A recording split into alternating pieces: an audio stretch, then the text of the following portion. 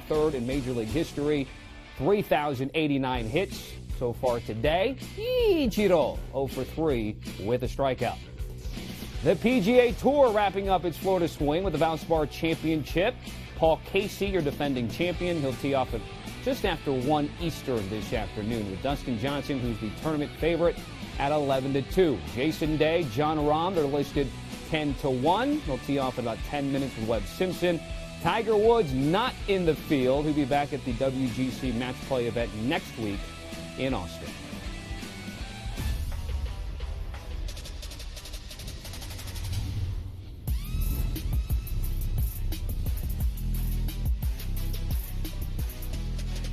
Happy Christmas morning, college basketball fans. This is Bracket HQ. It's not too late. No, I see that all. bracket is blank. The you blank can still one, fill it out. And then the filled out one, and I'm sure like many people across America have been changing it a time or two. Well, we have injury news as well. We have suspension news. A lot of people had picked Syracuse to win that opening game, but a suspension there is changing people's minds. We are live with you all the way up until the first game begins at 12:15 p.m. Eastern Time. I'm Chris Hassel. You, sir, are Tommy Tran. We have our experts to guide you through the brackets, the last-minute changes, and just a reminder, folks, get into the bracket games. CBSSports.com/bracket. Sign up, play with your friends and family, play with some strangers. It doesn't matter. The important thing is play, and the best part is it's free. All right, no more slashes in your 16s and 11s. Here we go. The late game out in Dayton. St. John's and Arizona State. Bobby Hurley and Chris Mullin. Guys with a college pedigree, now in the coaching ranks and trying to get on and move on in the tournament. Daquan Lake, what a putback slam there to put ASU up 10. They really set the tempo early. St. John's had trouble with Arizona State's size.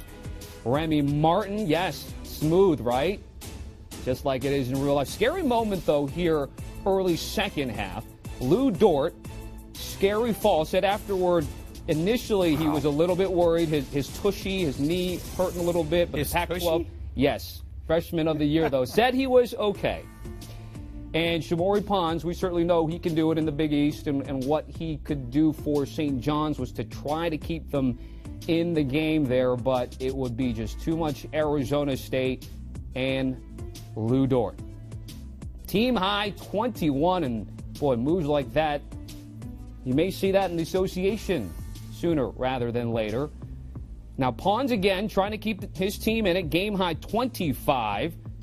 Red Storm down 10, and then 2 minutes left to go. It's just sort of icing on the cake here. Romello White, ASU up 9, and they would go on to win 74-65. They led wire to wire, and Arizona State advances to play Buffalo. So it's going to be Bobby Hurley and Nate Oates once again. Yeah. Bobby Hurley, old stomping grounds with the Bulls right there. So the Sun Devils get their first tournament win since 2009. They cover the 2-point spread, the under of 152.5 hit, but back to Bobby Hurley, his first tournament win, and boy, it feels good. It's exciting, to get this win, and happy for our guys, happy for our seniors, and so it's going to be exciting now heading to Tulsa. Headed to Tulsa, and like I said, now you can take a look at your bracket, get rid of the Arizona State / St. John's. We now know it's going to be the Sun Devils and Bulls, Buffalo and Arizona State. One of the great storylines out in Tulsa. That one tips off Friday, 4 p.m. Eastern. First game of the night last night. NC Central and head coach Lavelle Moten taking on North Dakota State. David Richmond. Of course, Coach Moten made headlines earlier in the week saying just don't put us in a game against Drake. Or I mean Duke. And, well, the good thing is they won't have to play Duke because they didn't win. But they did put up a good fight in the second half. Larry McKnight Jr., part of a 22-9 run after they went down by 13. Now NC Central with the lead. And McKnight Jr., again, he had 20 points, 4 of 6 from three-point range. Under 4 minutes to go. The Bison down 3. Sam Griesel ties things up at 68. Just over a minute left. North Dakota State up 1, and yes, Tyson Ward. He had a game-high 23. More from Ward. Caps an 11-2 run. And the Bison known for their football, but they are moving on to the round of 64 in the big tournament. 78-74, North Dakota State knocking off North Carolina Central, but they do not cover the hook.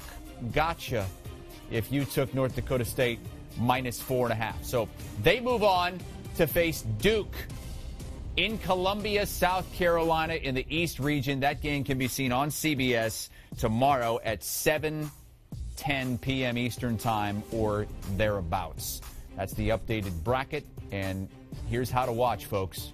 With the first games beginning today, a little after 12 p.m. Eastern time. Of course, you can find them on the 4 different networks, CBS, TBS, TNT, and True TV, and also digitally, March Madness Live. You can get direct streaming access to all 67 tournament games in their entirety. Download NCAA March Madness Live on your streaming device. This is Bracket HQ, and we now are pleased to welcome in a couple of college basketball writers for us, Matt Norlander and Dennis Dodd. Fellas, thank you for joining us. This is going to be a fun day. It's the best day in the world for college basketball fans. Let's begin with that 16 versus 16 game, Matt. North Dakota State moving on, and now they're about 4 touchdown underdogs against Duke. Yeah, I believe that makes Duke the biggest favorite among all teams in the first round.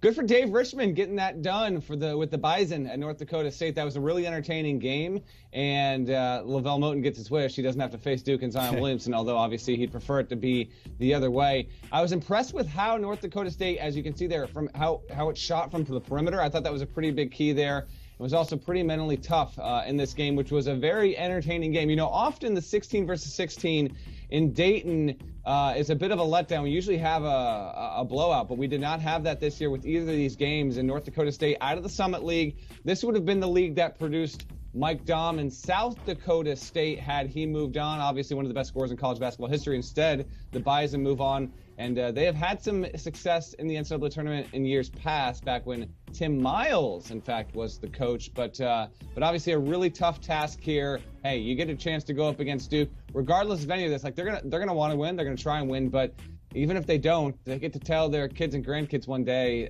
we got to face Duke as a 1 seed, and they had this guy named Williamson and some other dudes. So that's going to be a really cool memory for them, and we'll see how they can handle. Hey, nice over/under number there as well. We'll see if it's really an up and down game, and if Duke can score at will, which I think it will against NDSU. Yeah, what is it about North Dakota State that they play up? What have they beaten? 7 FBS teams playing FCS football, but I don't think much of that is going to carry over in the NCAA tournament. This is the 14th time, guys, since 1996 there's been a spread this big, 27 points. Duke is 4-2 in those games. So that I thought that would be bigger, but actually, I think they'll cover in this game. North Dakota State was game last night. Obviously, Vinny Shaheed hit the free throws at the end. They are one of the better free throw shooting teams in the country, but that's assuming they get into a free throw advantage against Duke. You get the feeling that Duke is just chomping at the bit to get to this game, and North Dakota State probably has its souvenir balls ready for Zion to sign after the game, maybe before the game. I don't know. And again, that game is Friday, 7:10 p.m. Eastern Time on CBS. Let's move to the really sexy matchup that we're going to get thanks to last night's result in that Arizona State-St. John's game. It's going to be Bobby Hurley facing his former team, his former assistant coach in Nate Oates, who's made quite the name for himself at Buffalo. That's a program that Bobby Hurley began to build and got them to the tournament, Matt, and Nate Oates has taken it to another level since Hurley left for Arizona State. He has, absolutely. In fact, Buffalo had never made the NCAA tournament before Bobby Hurley took them there in 2015, and now the program has been to 4 of the past 5, representing the MAC and doing so. Buffalo is a very good team, been in the polls all but 1 week this season. These are the best Bulls since a dude named Jordan was doing things with Chicago, in my opinion. So keep an eye on them because they've got a real good shot, a really nice shot, even as a 6th seed, to move on to the second weekend. We'll see if they can get by Arizona State first. And we'll see, by the way, how much the coaching matchup matters there. Like, it matters, but the stuff that Nate Oates is running now and the roster he has, Hurley hasn't been there in 4 seasons, so it's not like he just left last season or the season before. As for Arizona State, real quick, Lou Dort, who we saw play just tremendously well, and thank goodness he was not hurt on that play. He was one of the 5 best freshmen in the first month of the season, and then he got really inconsistent because he's not an overly efficient player. But sheesh, is he not fun to watch? You see Remy Martin there. Arizona State, when it's clicking, is a lot of fun, but this team has been vexing often throughout the season. But with the way it played here, I think it's going to have a pretty good chance. I'll still stick with Buffalo, but Buffalo has no one that can match up with Lou Dort. I mean, look at this guy. Dennis can speak to this better than anyone. He looks like a linebacker, he or tight end. He can play football, no problem. Very much looking forward to that Buffalo-Arizona State matchup in Tulsa. Our Kyle Boone will be there for CBS Sports for those games on Friday. But I'm going to take Buffalo to win. I expect it to be close. And, yeah, you said sexy. When I think Bobby Hurley, I do. This is a sexy matchup. Yeah, Lou Dort could play for Herm Edwards' football team, but I don't think this would be an upset. I think Buffalo is going to win, too. They're one of the biggest scoring teams in the country. I think they're top 30 in offensive and defensive efficiency under Nate Oates. And watch C.J. Massenberg, whose stat line is one of the tops in the country, 16, 8, 3 assists per game. And they just go up and down the court. It's going to be fun to watch. I think Arizona State wants to play that way. Matt, you can speak to that more than me, but I think this is going to be the over. I think this is going to be a Buffalo win, and they are not a fluke. They play in a mid-major, but they play at a major league level. Their 31 wins is tied for the most in the country, and I know it's the MAC, but this is a team playing above its conference. They're a major conference team right now, they look like to me. And with experience as well, they were in the tournament a season ago and won a game in the tournament last year. So that game is at 4 Eastern Friday on TNT. Let's move to the games that we have today. And the last game of the night is around 10 p.m. Eastern Time. It involves the Syracuse Orange. They're taking on Baylor in Salt Lake City.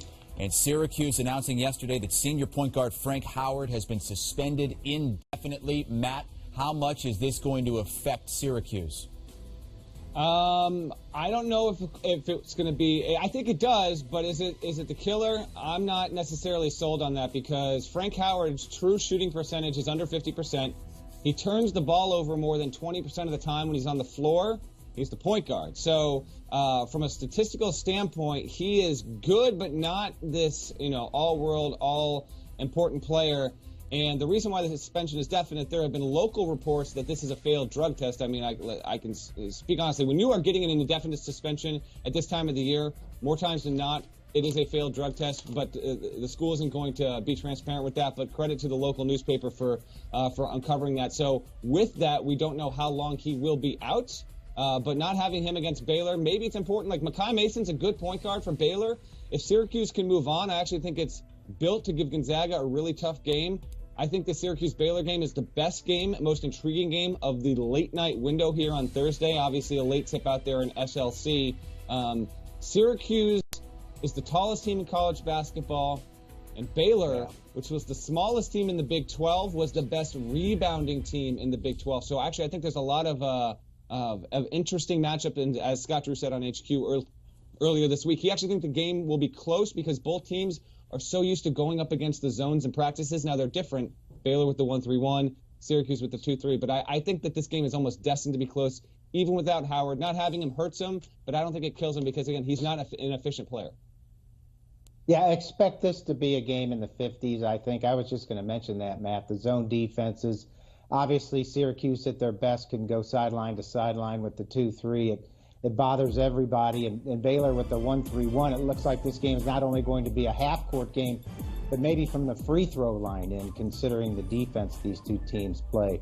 This was not a great Baylor team. It looked like early in the season that Scott Drew, because of the upset wins he was getting, they lost their best player about midway through the season, was going to be the Big 12 player of the year, but they kind of settled in the mid-range there in the Big 12. I guess it's never good when you lose your senior point guard, but Matt pointed out the problems that Frank Howard has, and Jim Boeheim will find a way. I agree. This is going to be one of the hardest games to pick of the first round. And in a late-night, antiseptic, neutral court atmosphere, it's going to be hard to decide which one this way goes. That is the last game of the night, and Matt Norlander is saying that it might be the best game of the late games, but early, it's going to be really tough to pick the best game because the first 8 games, quite frankly, are really interesting matchups. And it all begins with the very first game of the round of 64 at 12:15 Eastern Time.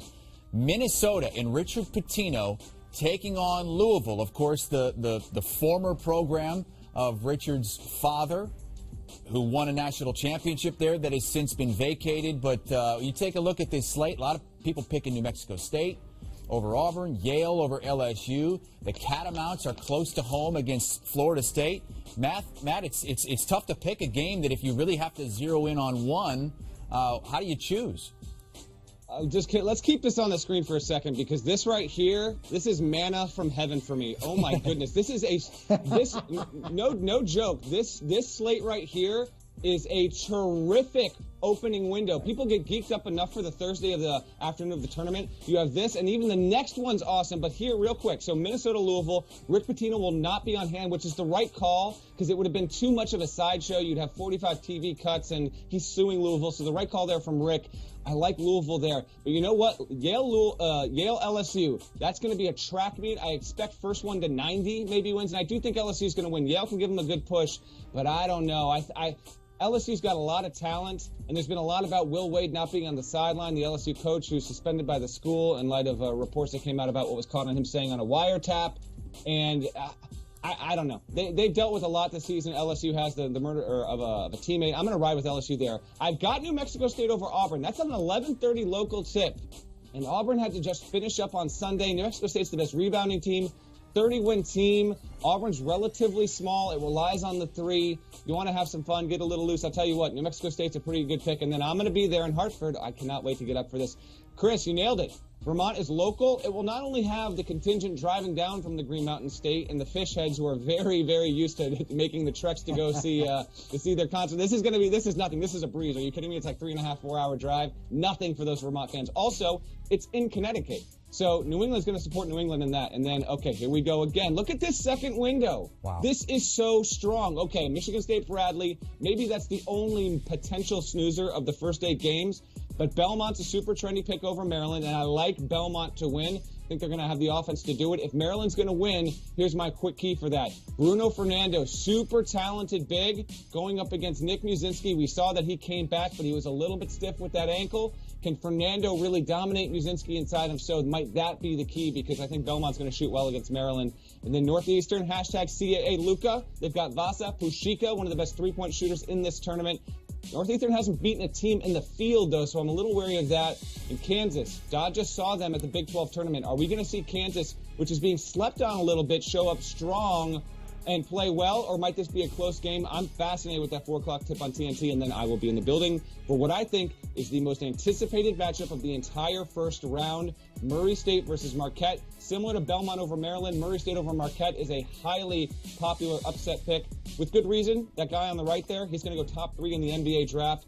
John Morant is going to be studly in this game, I think. I just hope that these two guys combine for at least 60 points. I think there's a good chance it will. But their team surrounding them is more than just, this specific matchup. But this is driving the game. There's no doubt about it. I like Murray State to win 27-14. Marquette's been slumping a little bit. Oh, man, I just cannot wait for this one. This is the best game of the day. Make sure, no matter what you are doing, you have a screen in front of you to watch this, because I think there's high potential for high entertainment value. Yeah, I agree with that. That's obviously the standout game of the first round, or at least today. John Morant and Markus Howard just going head-to-head, dropping bombs on each other. And the pace should be picked up, too, as well. A lot of drama here in Kansas City, 30 miles away from Kansas, where this is probably, I guess, Bill Self's second worst team that he's had since about the 2004 season. And I put worse in question marks because he's had the injury to Udoka, the suspension to DeSouza, and obviously LeGerald Vick left the team never to come back. So they're starting 4 freshmen against a Northeastern team that shoots close to 40% from 3. Yesterday in the practice, in the shoot-around at the court, that's all they did. They did out-of-bounds threes, they did off-the-bounce threes, they did perimeter threes. And so Kansas knows what it's going to get. The problem with Kansas is it's one of the worst defending three-point shooting teams in the country. So yeah, the upset potential is there for Northeastern, But I think a lot of more people are concerned with Kansas getting to Kansas City. They really got rewarded as a 4 seed. If they get through into the second round and get to the Sweet 16, they're playing back here in Kansas City, which doesn't seem fair because the number 4 seed in the other region is Kansas State, which is the number 1 seed. So they didn't get that treatment, but we shall see. That's what the first day is all about. And if they do get to the Sweet 16, Kansas, that is, they could be matching up against North Carolina. So it could be Kansas against Roy Williams in Kansas City. Dennis Dodd, Matt Norlander, thank you so much. We'll be speaking with both of those guys a ton the rest of the hour and the rest of the morning. We are now within 4 hours of the first game, which you can see on CBS at 12:15 Eastern Time. TBS, TNT, and True TV also have all the live coverage today. And you can watch every game in its entirety, all 67 tournament games, NCAA March Madness Live. Download it now on your streaming device, Tommy. Love the conversation you guys had about Baylor and Syracuse. You were talking about 2-3, 1-3-1. For a second there, I thought you were talking about 3-4, 4-3 spread offenses yeah, and things like, there, yeah. No, well, Dennis, great. this time of year, though, he is a college basketball guru. Savant. Coming up, we talk to a guy who knows a thing or two about winning it all. Orlando Magic forward Emile Jefferson's thoughts on this year's Duke team and what it will take to cut down the nets to the Final Four.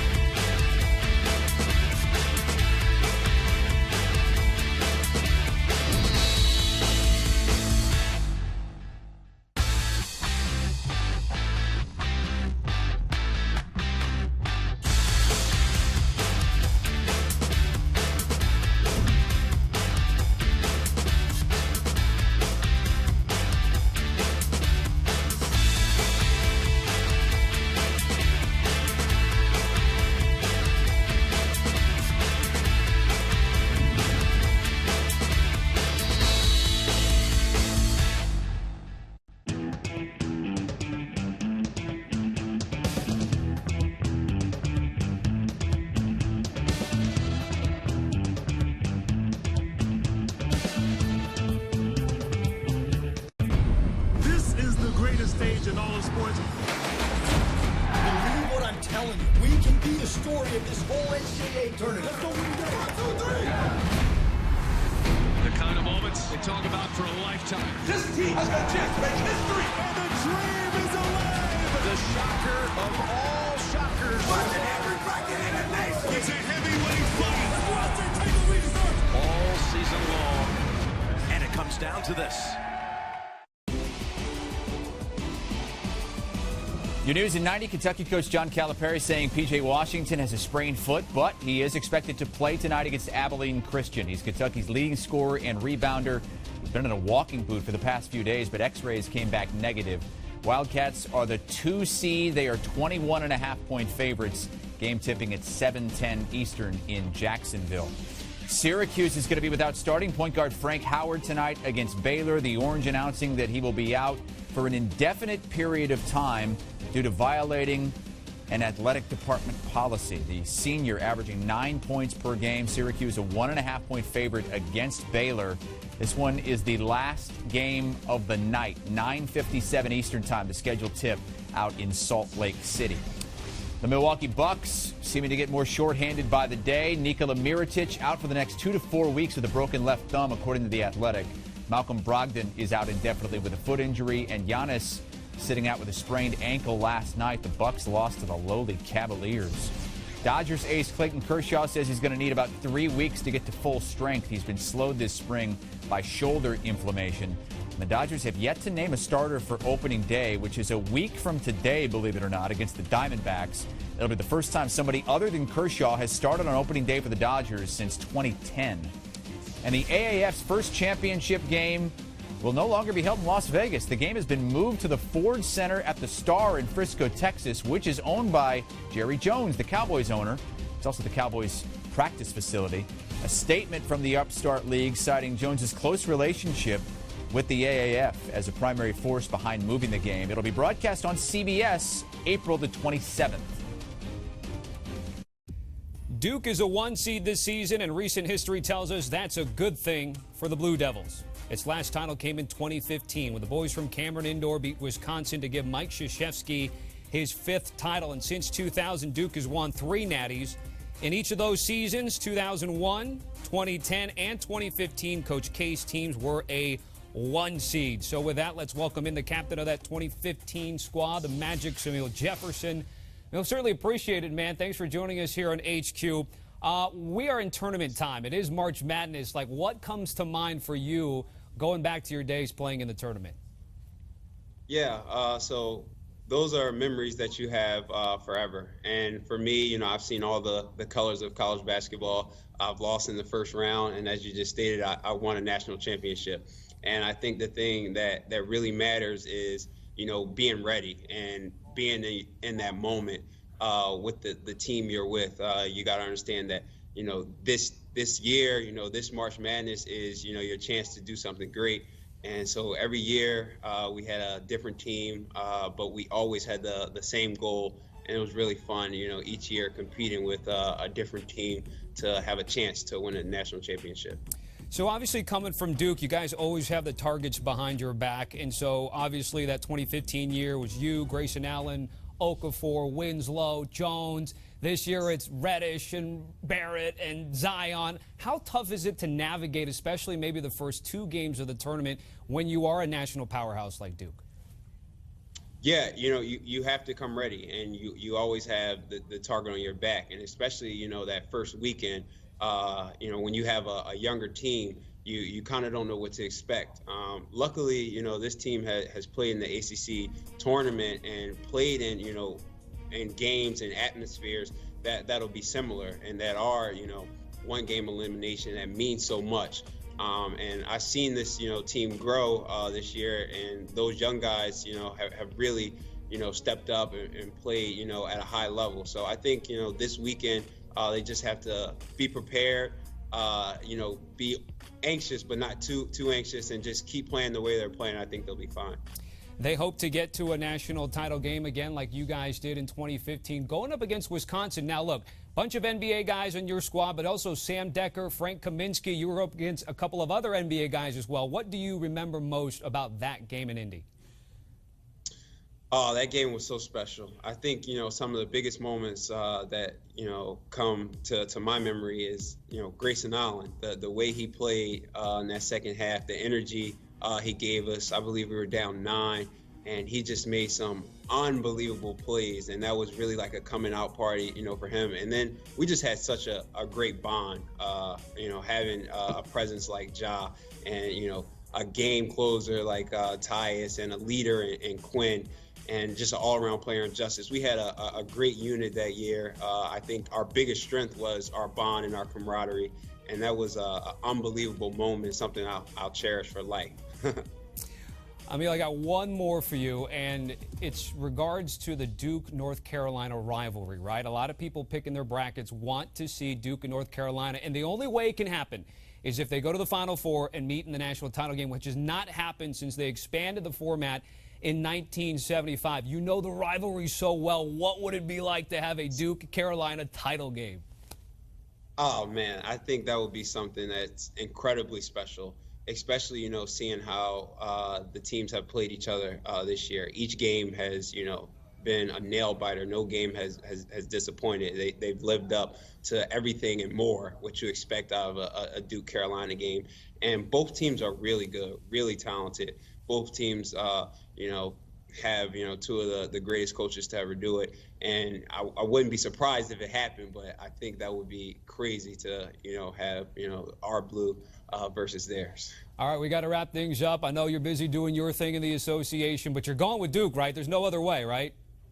Yeah, I got Duke winning it all. You know, I like our bracket. I love our team, and I think we could do it. You know, our sight's on 6, and I'm with those guys. All right, Emil Jefferson doing work with the Orlando Magic, joining us here on CBS Sports HQ. Appreciate it, man. Thanks for the time. Let's say you're an NBA fan.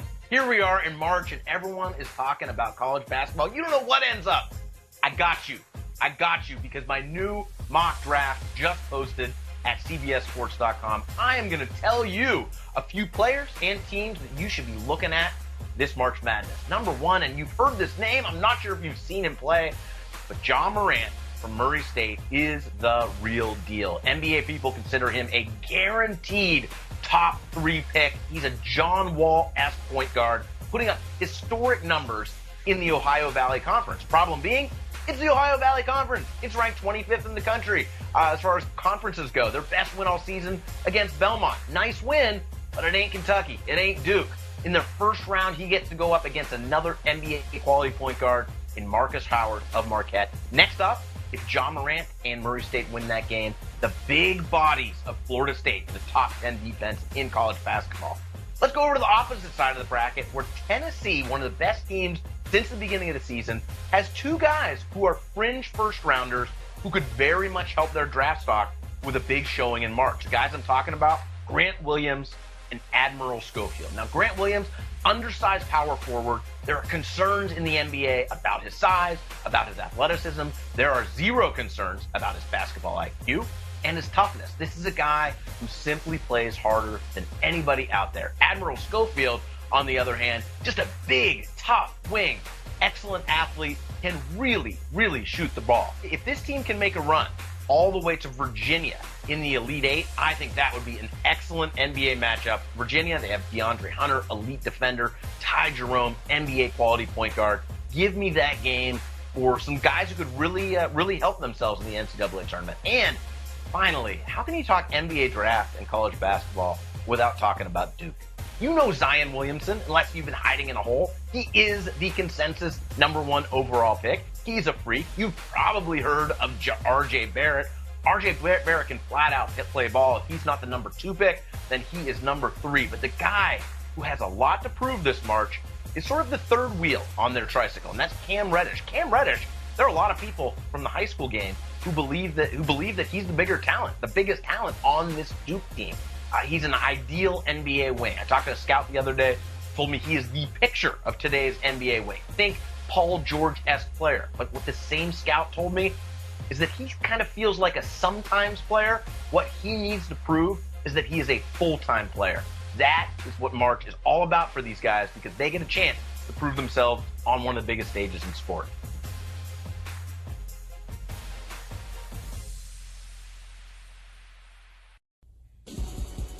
That was the Reed Report, and welcome to the 2019 Bracket Games. Printable brackets live on CBSSports.com. Play with your friends, play with strangers, play for fun. The most important thing, though, get in the game, and it's free. Fill out your bracket again, CBSSports.com. The madness upon us, March Madness Live. Direct streaming access to live coverage of all 67 tournament games. NCAA March Madness Live across 17 streaming platforms, all available. Download it now on your streaming device. All right, up next, we've got Matt Norlander's bracket. Will the Virginia Cavs fall to the Tennessee Vols in the South Regional Final? He's got the whole shebang next.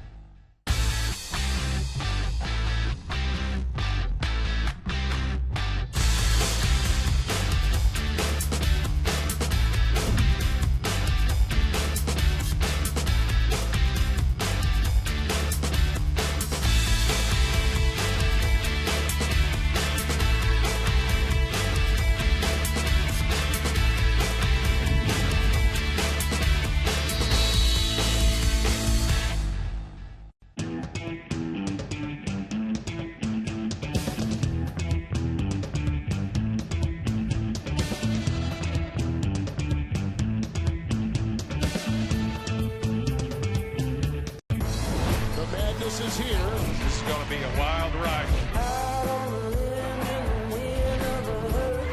This is the best environment in all of sports.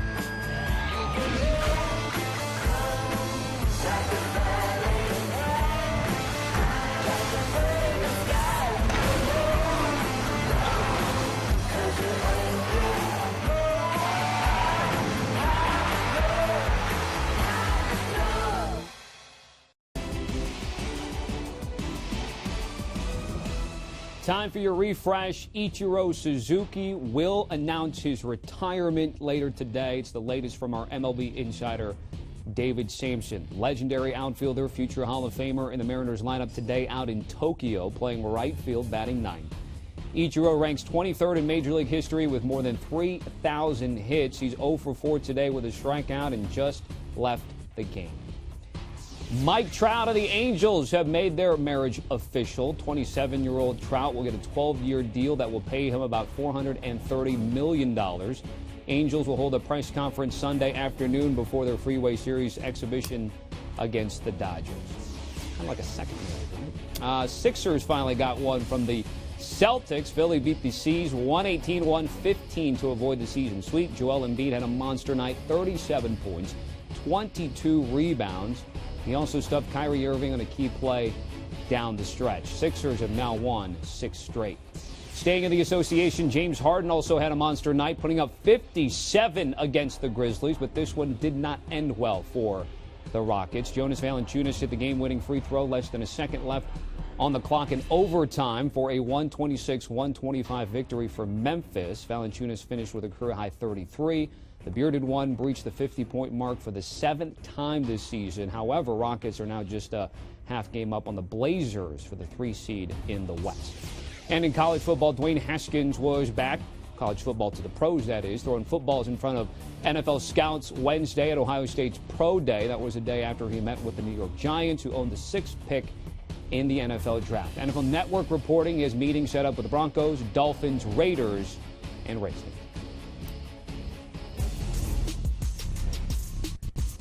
This is Bracket HQ. Matt Norlander and Dennis Dodd are here with me. I hold in my hands. Upside down. No, it's right side up. Oh, you're right. It just seems upside down. This is the Matt Norlander bracket, or as he calls it, the answer key. And we are going to go through that with Matt Norlander and Dennis Dodd. Matthew, let's start in the Midwest. A bunch of blue bloods in this region. Let's start at the very top of the region, where Kentucky's the 2 seed at the bottom, but at the top, North Carolina is the 1. And there's an upset in your 12-5 game. You like New Mexico State over Auburn.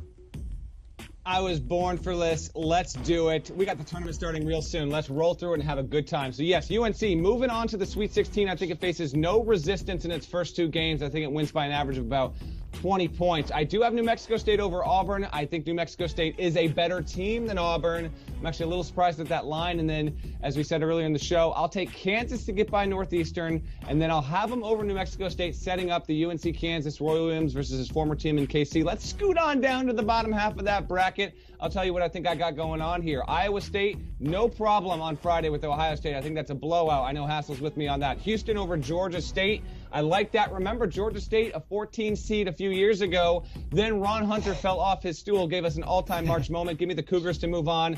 And I'm riding with Wofford. Loyal listeners of the CBS Sports Eye on College Basketball podcast will know that I called Wofford as a top tournament team back in November, and here we are. I got him beating Kentucky, even if P.J. Washington is fully healthy. Cougars versus Terriers. That's feisty in the Sweet 16. And then, boom, here you go. 1, 4, 3, 7. UNC over Houston to get to the Final Four. Right. I think Kansas is going to give Carolina a tight game, but I'll take them to win. And I like Houston, a top 10 team in college hoops, to be in the Elite Eight. Yeah, I can't disagree with North Carolina. I mean, the number 1 seed is chalk. That's a good pick. But I got something to throw out there in the regional here in the Midwest in Kansas City. If Kansas, North Carolina, Iowa State, and Kentucky make it to Sprint Center, oh, man. I want everybody to consider this. I am putting this out there right now. I think Iowa State has the home court advantage. I just watched them win the Big 12 tournament here, and it wasn't the first time they had more fans than Kansas at the Sprint Center. I am submitting right now, and whatever it means, I don't think Iowa State is a Final Four team, but it's something to consider that they're going to have more fans than Kentucky, more fans than Kansas, and more fans than North Carolina in that setting. Now, North Carolina obviously is the best team in this region. They have to prove it. I like the Wofford pick. I think that's fun for them to go to the Sweet 16. And, you know, the only difference I have is I have Kentucky going to the Final Four in a huge upset. How about that? Kentucky instead of North Carolina. That's a good pick there, Matt.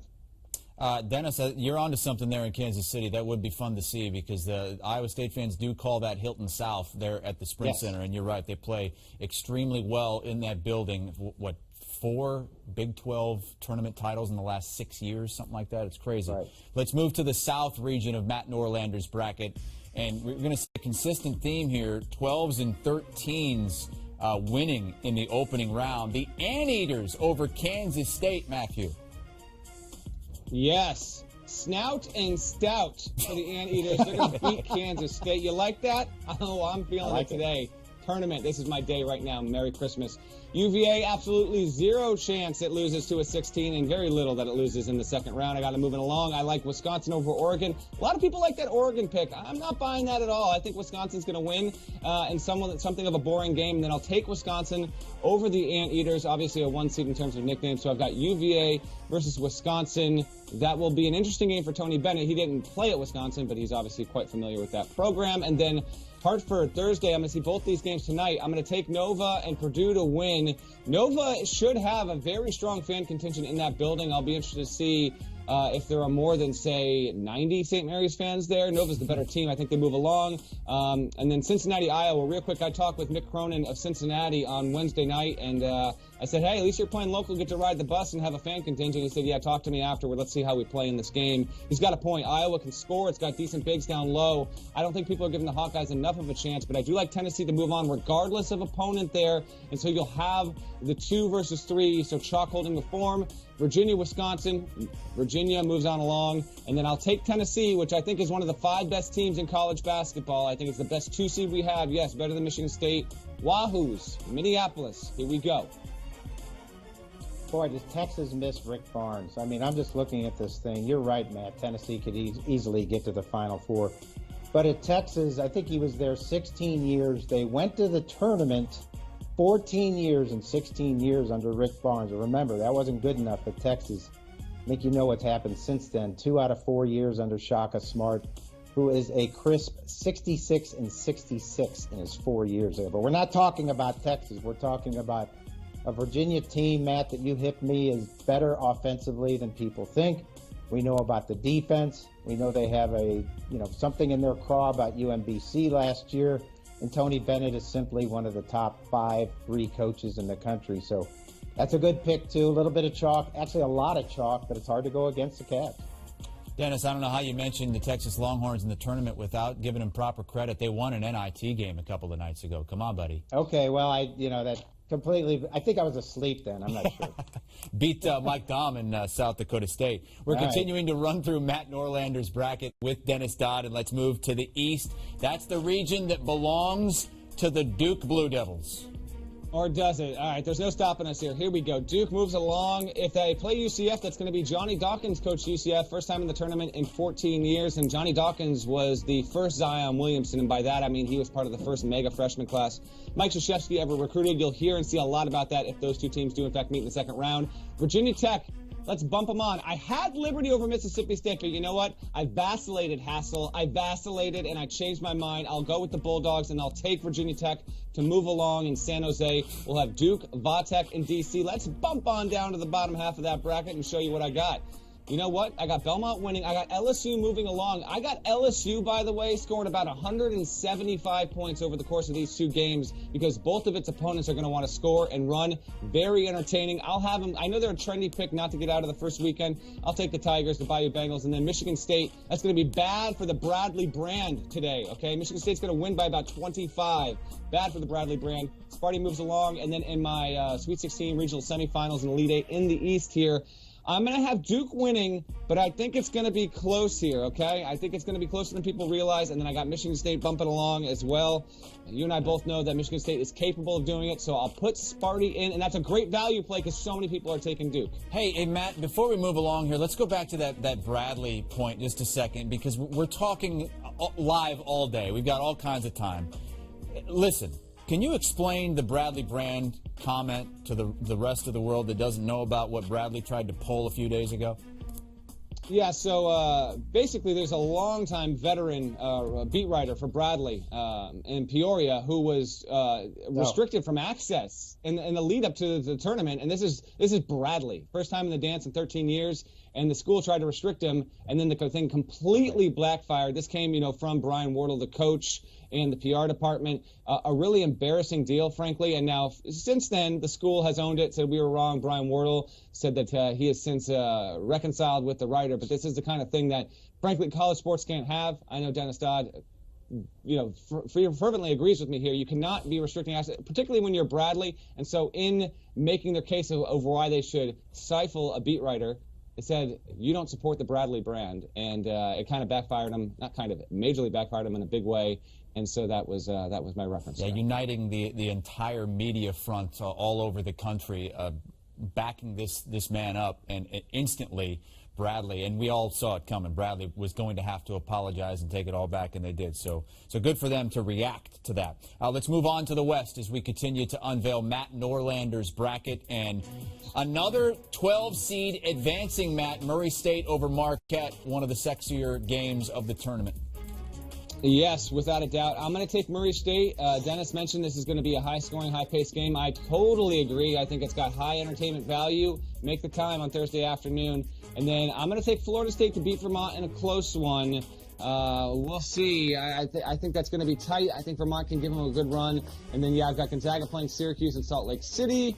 I'm moving along. Gonzaga versus Florida State. That actually, I think, is going to be another tough matchup for Gonzaga, but I'll take them. And then in the bottom half of the West here, I'm going to go with some upset sauce. So I'll take Nevada to get past Florida without too much of an issue. And then I'll have them beating Michigan. I think they've got a good chance there. And then Buffalo, Texas Tech. I almost took Buffalo here. Buffalo can win, but I'll ride with the Red Raiders. I think they've got the remedy there for Buffalo. So give me Texas Tech versus Nevada. And then, yeah, you see it. Move along to the Sweet 16 Elite 8. I will take Nevada to move along over Texas Tech and then get into the regional final. Gonzaga to win close against Florida State. But guys, this region is loaded. I have a 1 through 68 on CBSSports.com right now. Every team in the tournament ranked in order. You can also read it on the app. 7 of my top 20 teams come out of the West. The West is the most built, stacked region. Some think it's the Midwest. I've convinced myself it's the West. But I'll take Gonzaga to get to its second Final Four in 3 years from Mark Few, who is bound eventually one day for the Hall of Fame. Yeah, I was convinced 2 years ago, Matt, at the Final Four when I saw these guys. Not a mid-major. This is a high-major program playing in a mid-major league. We know about that. They lost by 6 to North Carolina. Here they are 2 years later, one of the favorites to win it all. In fact, I have them winning it all. We'll talk about that later. But one of the most offensively efficient teams in the country, leading the country, averaging almost 90 points per game. And I'm told this would, if that holds up, they would be the highest scoring team in America in the last 25 years. I'm trying to think who that would be, Matt. Would that be Arkansas, I guess, in 94? I don't know. Somebody like it. Yeah, UNLV? Yeah, no, I think Arkansas, 25 years is 94, that's Arkansas for sure. Yeah, and look out for Florida State. I watched them last year out in L.A. in the West Regional. Leonard Hamilton has athletes all over the court, not particularly offensively skilled, but tremendously a defensive team. Phil Kofer, Cabanielli, the big kid who looks like his uncle Dikembe Mutombo and plays a lot like him at 6'10".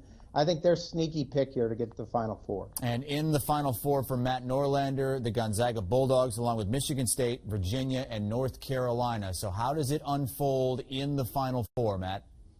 I'm going to take the top 2 teams in college basketball according to Ken Pom and a lot of advanced metrics. So give me Gonzaga versus Virginia. I want to emphasize to viewers, if you're still trying to figure out what you want to do with this pick, Virginia from an efficiency margin standpoint here is tremendous value given how many people are not taking the Cavaliers to do it. Maybe it's the UMBC thing. They are a great pick. Gonzaga has the #1 offense in college basketball. So I'm just relying on what we've seen with the season's worth of data. Obviously, the tournament is incredible, and we love it because of the upsets and the unpredictability of it. If we got another Loyola Chicago type, that would be amazing. But this team right here, Ty Jerome, Deandre Hunter, Kyle Guy, 3 guys that I think are going to play in the NBA, and to me, the best two-way trio in college hoops. I know there's a lot of other talented combinations, but to me, those 3 are as good as any. Tony Bennett is an amazing coach. I will take Virginia to write the best possible story of this tournament, getting UMBC'd, coming back, winning the whole freaking thing from one and done to one shining moment. Copyright Hakeem Dermish. Wow, cue the music there, Matt. That was really good. I got a little tear in my eye. I like that. No, that's a good pick. Defensive rebounding is going to get Michigan State to the Final Four, but Gonzaga's athletes and the fact that they can play anyway all over the floor, I mentioned the offense, is going to get them to the championship game. And I think right then it's a toss-up because I like Gonzaga, you like Virginia. I think this is going to be a championship game for the ages. Let's hope it happens. Wow, so both of you guys have Duke falling out before the national championship game. Yeah. Interesting stuff. All right, Matt Norlander and Dennis Dodd with us here on CBS Sports HQ as we continue to take you up to tip-off at 12:15 Eastern Time, the first of 16 games today. You still have time, folks. Bracket games, printable brackets, it's all on CBSSports.com right now. Play with your friends, play for fun, but play, please. And you can fill out more than one bracket, too. We won't hold it against you. CBSSports.com/brackets. It could be like Casey Kiernan, fill out like 80. Oh, Casey. When we come back, our analysts examine the best team on each seed line. That includes the ones. Who's the best between Duke, UNC, UVA, and the Zags? We did talk about it a little bit just now, but we'll expand on that next.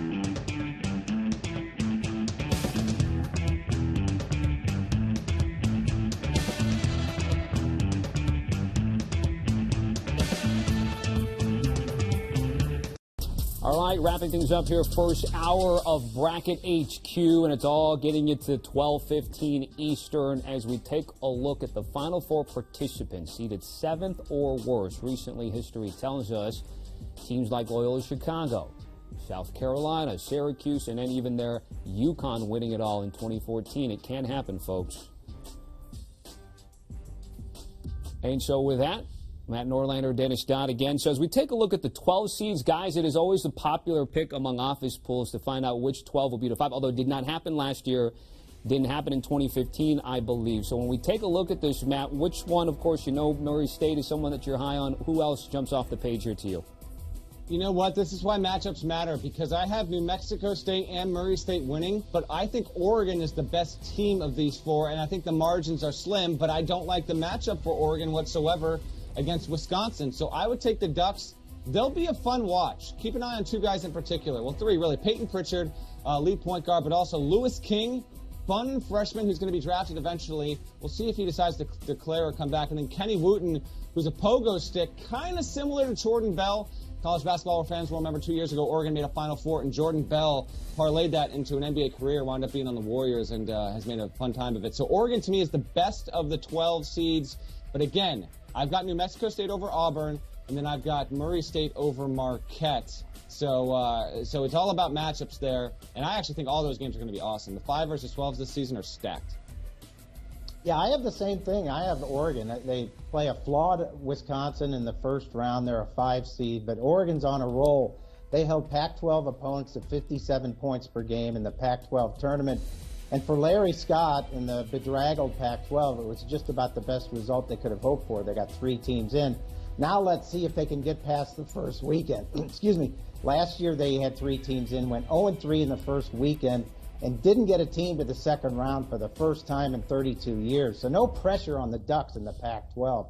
You mentioned Kenny Wooten. The guy nobody talks about, 7'3" Bull was hurt at the beginning of the season. He missed the whole season. You might remember Manute Bull. He's his son, and that hurt them from the beginning. But they're on a roll right now. I think they've won something like 8 in a row and come into this game a 12 seed. I think a vastly underrated 12 that's going to make a run to the Sweet 16. And the Ducks coming off a Pac-12 tournament win over Washington. Guys, the 3 seeds, a lot of people will be fading the Will Wadeless LSU Tigers. But, Matt, again, when we take a look at some quality teams like a Texas Tech, Houston, and Purdue, which program has a really good shot at getting to Minneapolis? I like Houston. If you like what we're talking about right now, by the way, there's the entire list that I have at CBSSports.com. The best team on every seed line. Check it out before this tournament gets rolling here in 3 hours. I will take Houston. In my power rankings at CBSSports.com, I've had Houston in or near the top 10 almost the entire season. Elite team defensively, has 3 guards. Galen Robinson, Corey Davis in particular are outstanding. This is a Houston team that would have been in the Sweet 16 last season if not for a pool party. Jordan Poole, Michigan, hitting that buzzer beater, one of the most memorable highlights of that tournament. I like Houston, what it's been able to do. You see that net ranking of 4th? It has been top 5 in the net for much of the past month there. So Kelvin Sampson, who has gotten to a Final Four before, hey, believe it. If you are really looking for a nice value play, for a true, dark horse Final Four team, it's hard to say a 3 seed can be a dark horse, but almost no one is going to take Houston. It can absolutely get there. It is capable of winning 4 games. Give it a strong look if you want to have a nice value play. So Houston, to me, is the top team among all on the 3 line. All right, great stuff. Dennis, go ahead. Yeah, go ahead. LSU might be the most talented number 3, but I think they've got distractions. We know about Javonte Smart. We know about Will Wade not being there. And I think Yale's going to get them in the first round. So, yeah, LSU is going to be the most talented number 3 in my opinion, but they're not going to be around for long. I would look at Purdue, a battle-tested Big Ten team that won the league 14-3 since January 9th. Now, their best player, guard Carson Edwards, has a bad back, and apparently it's better, a little bit more than a sore back, so I would watch them early on. But they've got the size. I just mentioned how hot they are right now, and they're ready to go. I really like Purdue and Matt Painter. They're just there every year. All right, gentlemen, great hour. Matt, I believe we're going to say goodbye to you. Safe travels out to Hartford. Looking forward to your coverage. Dennis, stick around. We're going to have a lot more coming up here on Bracket HQ. Gentlemen, thank you very much.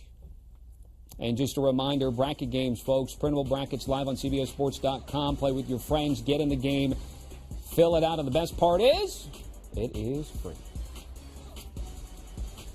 Okay, it's almost, it's right about 9 p.m. a.m. Eastern time. It's the first hour of We're here all day, though, that's why. So the time. I'm already acting like it's, I've been here for 16 hours. We're in for the long haul. Rip and Raja coming up next. Rip Hamilton and Raja. And then we're bringing back Dennis Dodd. So don't go anywhere. We're helping you fill out those brackets, how to win the office pool, and it's all right here on HQ. So far, bracket is perfect. Everything's great. For now. Christmas morning.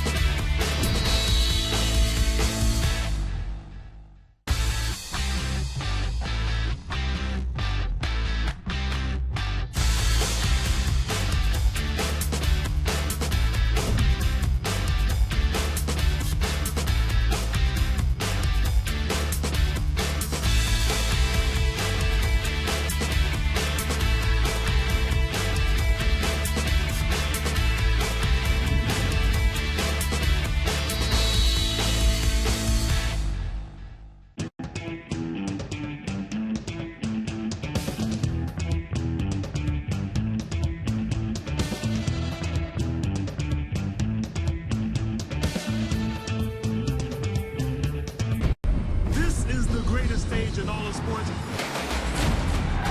what I'm telling you. We can be the story of this whole NCAA tournament. Let's go win game. 1, 2, 3. The kind of moments they talk about for a lifetime. This team has got a chance to make history. And the dream is alive. The shocker of all shockers. What's in every bracket in the nation? It's a heavyweight fight. All season long. And it comes down to this.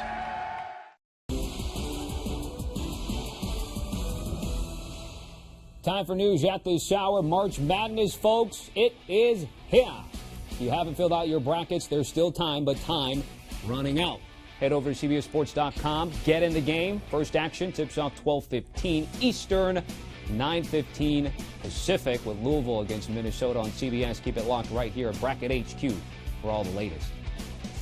Ichiro Suzuki has played in his final major league game.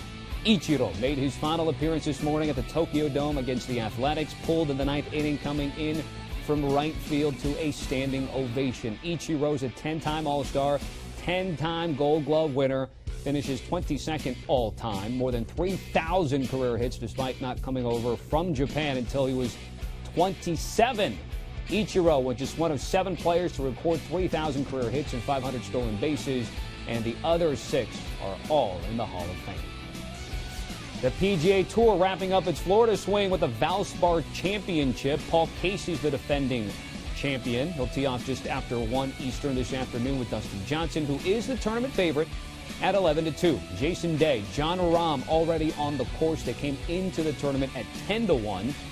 Tiger Woods not in the field. He will be back at the WGC Match Play event next week in Austin.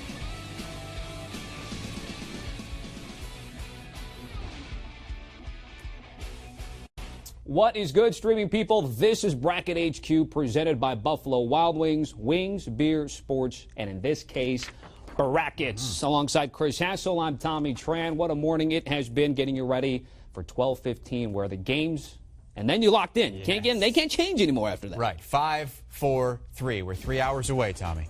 3 hours away from the very first game. That means you still have 3 hours, but don't take all of it, to fill out your bracket and become part of bracket games at cbssports.com/bracket. Join a pool, create a pool, fill out your brackets, print brackets, cbssports.com/brackets. And we are now going to toss it over to the podcast set, where we've swapped out Danny Cannell because we know he was a good football player, good baseball player, but basketball is not his thing. So we brought in the 1999 MOP of the Final Four, Rip Hamilton, 99 champion, with our Raja Bell here on CBS Sports HQ. Fellas, take it away. Let's talk college hoops. All right, Chris, Tommy, thanks. I thought you were referencing me with the MOP thing, but I must have been in another life, maybe. Yeah, I was thinking maybe what, NIT? I didn't even get the NIT rip. Another story for another day. But look, they just talked about having 3 hours to get your brackets filled, get yourself ready to participate as a fan in the NCAA tournament. And so I want to start the show by asking you, or start our segment by asking you, as a player with 3 hours to go on the clock, and you know you're suiting up in one of those first NCAA games, is there a different feeling than the regular season game? Are you acutely aware that the stage is bigger than what you were performing on during the regular season in college? Well, I think the big thing is try to do the same things you've been doing all regular season. I think that's most important. I think you got to stay in your routine. You can't kind of get out of your routine because, you know, as playing on a big stage, playing in professional basketball, you kind of got to have an even keel. You don't want to go out there and try to do something that you're not accustomed to doing. But I can tell you this, as a sophomore, as a 19-year-old kid, yeah, the stage is big. Right. It's huge. Right. It's hard to get mentally stable, get mentally ready, you know, just on the fact that, A, you want to get to the national championship. You want to make sure you go out there and perform on the big stage. But by the time you get to your junior and senior year, you get an opportunity to kind of like settle down a little bit, really listen to the coach. Hopefully you got a few seniors right. on the team to kind of settle you down. So I'm always curious, like when you got a young group of guys, especially like freshmen, right? What is their like mindset, especially when you're looking at Duke and they got like the top 3 guys out there. For them, it has to be a little bit more pressure than me when because I didn't go my freshman year. I went my sophomore and junior year. Right. So I haven't seen your bracket, so I'm not cherry picking the question here. I'm genuinely interested in, when you're filling yours out, do you put stock? Because there are a lot of these teams now with the, you know, the one and done and the kind of super teams at Duke and the Kentuckys of the world that are loaded in terms of talent, and some of them are favorites in a lot of people's bracket to maybe win an NCAA championship. You just talked about experience, and how that can factor into a star player really acclimating and learning from the past. So when you're filling your bracket out, do you lean on the side of youth and all this star power, or do you go with a veteran-laden team that can make a tournament run? You know, I'm going with veteran. I mean, like, if you look at the college game and you look at the NBA game, right? Veterans win championships. Young guys, they look good. They go out there, have fun. It might be a little bit more from the naked eye standpoint. When you're looking at the game, it might be a little bit more exciting.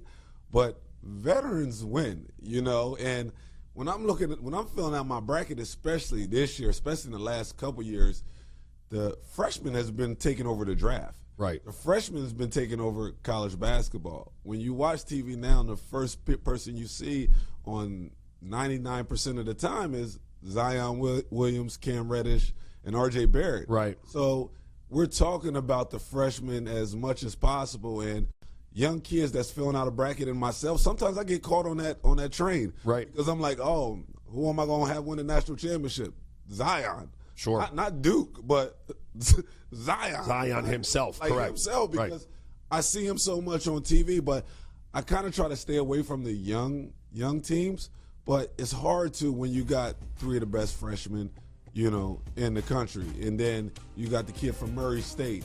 John Marant. Yes, and he's out there playing at an incredible high level. And these guys understand that, hey, the NCAA tournament is their stage. Sure, absolutely. This is their opportunity to either put a stamp on their NBA lottery status or move up that board. And I kind of agree with you when I'm talking about, what type of teams I look to win the championship. I love the freshmen, and I realize that they're one-and-done lottery picks for a reason. There's an ability and a level of play, both athletically and probably mentally, that some of the veterans can't maybe live up to. Yeah. But I'm looking for that team that has those veterans, that good mix of youth and vets to kind of be able to navigate their way through the ups and downs of an NCAA tournament. And you touched on some of these young kids, so let's talk about some players to watch, some guys that you're going to be tuning in to see this postseason. Start with your favorite. You touched on the top one, Zion Williamson. What do you think? What do you think, if anything, he can do or he needs to do in this NCAA tournament for anybody in the NBA that has doubts about him? He doesn't need to. It's all done. Oh, it's done. It's been done since his senior year in high school. Yeah. If you look at his Instagram followers and his following from everybody in the world, I had this question I asked somebody. I said, and you can answer it too, is Zion more popular than 95% of the NBA players? Yes. Isn't that crazy? Yes. Just to even think of that, knowing that we both played at both levels and how hard it was to get to the NBA and then make a name for ourselves. Now he's the most popular player, you know what I'm saying? It could be more popular than 95% or maybe 98%. Do you remember another college basketball player in your lifetime who had this type of buzz? Not at all. Not at all. Kobe Bryant had a big buzz coming out. Felipe Lopez coming from New York City. Yeah, on the front. He was a cover of Sports Illustrated and all that, right? One player in the country. Only person I can see is maybe Shea Cotton. Remember when Shea was in 7th, 8th grade when he was on the cover of Sports Illustrated in 8th grade? Right. Everybody was talking about him being the next big guy, but not really. I can never say Shea Cotton or Kobe Bryant or Felipe Lopez was more popular than 95% of the NBA. Indeed. All right, so we talked with Zion's a lock. Let's get to one of his teammates, R.J. Barrett, who coming into the season, most people regarded him as probably the better prospect. Yeah. He's had a great season at Duke. He just happens to be playing with Zion. What are your thoughts about him in terms of his approach to the tournament when you're playing with a shining star like Zion? Yes. But you yourself are a really, really good player trying to solidify your draft status. Well, like we talked about, he's been a number one player since high school. So for him coming into it, if you looked at his approach in, let's say, the McDonald's All-American game, he came out being aggressive, and he told you at halftime, hey, I'm coming to be MVP. Right. Let it be known. Let it be known. And usually kids playing on that stage is very humble. All right, you know what, I'm just here enjoying my teammates, having fun with the guys, being, great opportunity playing at the McDonald's All-American. I played there before. Right. You know what I'm saying? So I get it. I understand it. And everybody tries to stay on the same level. He was like, nah, I'm coming out to get MVP. Right. Alpha. Yeah, I'm alpha dog. I'm coming out here and I'm doing what I'm supposed to do. So on this stage, it ain't no different. He's going to come out and he's going to be super aggressive. He's going to score that ball just like he's been doing all season long. He's a lock for either number 2 or number 3 pick. Okay, because I was gonna get to that, because the next guy on my list is John Morant. Okay. Murray State, big, physical, athletic guard, and he pairs that with a real ability to pass the ball. When you're averaging 10 assists in the college game, that means you can pass the ball, right? And so, a lot of people, RJ's number 2, but there are a lot of people talking about Ja might be number 2, RJ number 3. What do you like about John Morant, and what does he do that's going to definitely translate to an NBA game? Well, I think his athletic ability. He's a freak of nature. He got some tools that I wish I had. Sure. I wish I could jump over the rim and, put my elbow in it and also be, super dynamic, especially in transition. And like you say, the thing about it that people don't talk about is how great of a passer he was. You just talk about it, scoring ability, averaging 24 points. But nobody talks about how great of a passer he is. And I think this first matchup against Marquette is going to be really big. And, Murray State is one of my Cinderella teams. Sure. Because I just believe that in the NCAA tournament, it's all about guard play. Like when I was at Connecticut, we had great guard play with Khalid El-Amin and Ricky Moore. I was kind of like the small forward. But right. we had great guard play. Right. on that team. So when you in the NCAA tournament, especially when we talked about the pressure and talking about trying to score the ball and leading the team, your guards need to be great, and he is that. And I believe that they had to play to get in the tournament. They had to win their conference tournament. Keeps you sharp. Which they did. Still came out aggressive. So this is their time. This is his stage because a lot of people in the country haven't seen him play. So this is going to be the opportunity for him to do it. He's another one like RJ where he's not coming in to let somebody else shine. He's got that killer mentality. I say Westbrook in terms of, you're talking about a guard that's just got a big physical stature and he's wiry but super athletic. Yeah. What impresses me about Josh so much, it's 24 and a half a game, 10 assists. He shoots 50% from the field. So he's really efficient. And young kids ain't efficient. They're not efficient. They're not at all. Right? But they're more volume shooters than anything else. Correct. So there are two guys as we wrap it up that I think need to have good tournaments. Now they're on a watch list. They'll probably both be lottery picks, but I think they could really solidify kind of who they would be at the next level. One is Deandre Hunter from Virginia. Okay. The other is Nasir Little from North Carolina. They're similar. I see them as that two-way NBA player, right? Like Deandre Hunter, 6'8", 225, 7-foot wingspan, big shoulders. Kind of reminds you of Kawhi Leonard. Will go down low if he needs to, can really rebound the ball, but can face up, knock down a jump shot, give you a little bit off the pull-up mid-range game. He was injured last year, didn't really get a chance to shine on the big stage in the tournament. Yep. I think if he comes out and puts a stamp on it this year and UVA can get over some of the hurdles that they've had in the tournament. Score enough. I don't know, but this is the most opened-up Tony Bennett offense that I've seen. I think he really has learned from his teams in the past that could not score at all. Yes. This is their best offense that they've had during this stretch of, UVA resurgence basketball. And then Nasir is he's coming off the bench for North Carolina. He's another one, 6'6", 220, 7'1" wingspan, super athletic. Doesn't have the numbers, like 9.5 and 5 rebounds, but he plays behind Luke May. Okay, yeah. Who's a senior. And the minutes just aren't necessarily there on a really good North Carolina team. But if he comes out and will put a stamp on the NCAA tournament with energy and athletic ability and just give those scouts something to say, yeah, we remember that. Yep. That's what we thought was always there. He could go a long way for his draft status. Quick question. Status as well. Do they have to win or they just need big games in the tournament? No, I think that they need a sample size of games in the tournament, so they need to win a few, right? I got to see it once. Then I'm going to buy a plane ticket out to see it in person the next time. Okay. Right? So I'm going to need you to play 3 games probably in the NCAA tournament for me to be bought in on that. I get it. All right, let's go. Let's get it back over to Tommy and Chris. All right, gentlemen, thanks. The UConn legend and the Boston FIU legend and Raja Bell. Yeah, where's the FIU swag today, Raja? We got to ask Raja about that. He's got the Beetlejuice sweater on. By the way, the madness is upon us, folks. NCAA March Madness Live, where you can get direct streaming access to live coverage of all the tournament games. It's available across 17 streaming platforms. Download it now on your streaming device, your favorite one, and enjoy it today. Coming up, Dennis Dodd. We had him last hour. We're going to bring him back, go over his bracket. He likes Gonzaga, and if you're just joining us, he likes them a lot, but how far will they go? He likes them a lot.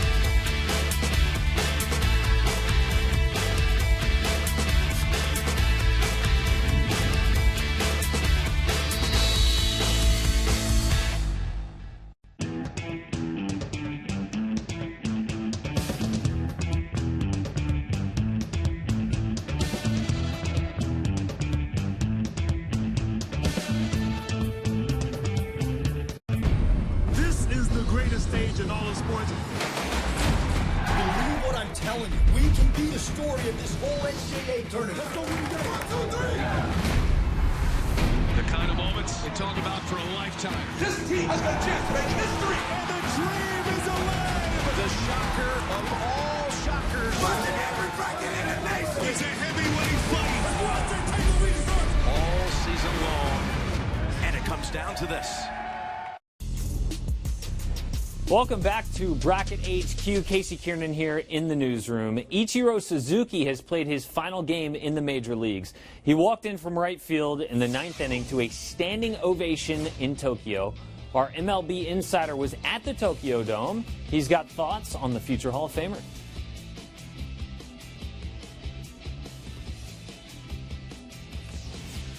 This is David Sampson live from the Tokyo Dome. We just watched Ichiro walk off the field for the final time. After 19 seasons in Major League Baseball, Ichiro Suzuki grounded out to shortstop, but that's not what people here are talking about. People realize they just saw a surefire Hall of Famer with his final at-bat. Very emotional standing ovation. The next time everyone here will see Ichiro is 2025 in Cooperstown. This is David Sampson live from the Tokyo Dome in Tokyo. Thank you, David. David knows as well as anyone, future Hall of Famer Ichiro. David signed Ichiro in 2015 to the Marlins. Before that, he spent the first 12 years of his MLB career in Seattle. Ichiro ends as the best Mariner ever in average, hits, and stolen bases. Ichiro spent the first 9 professional years in Japan. When he finally moved over to the majors, he was a phenom, and he was Rookie of the Year, MVP in 2001. His Wikipedia page obviously impressive. As David Sampson just said from Tokyo, a first ballot Hall of Famer, and that career ended today.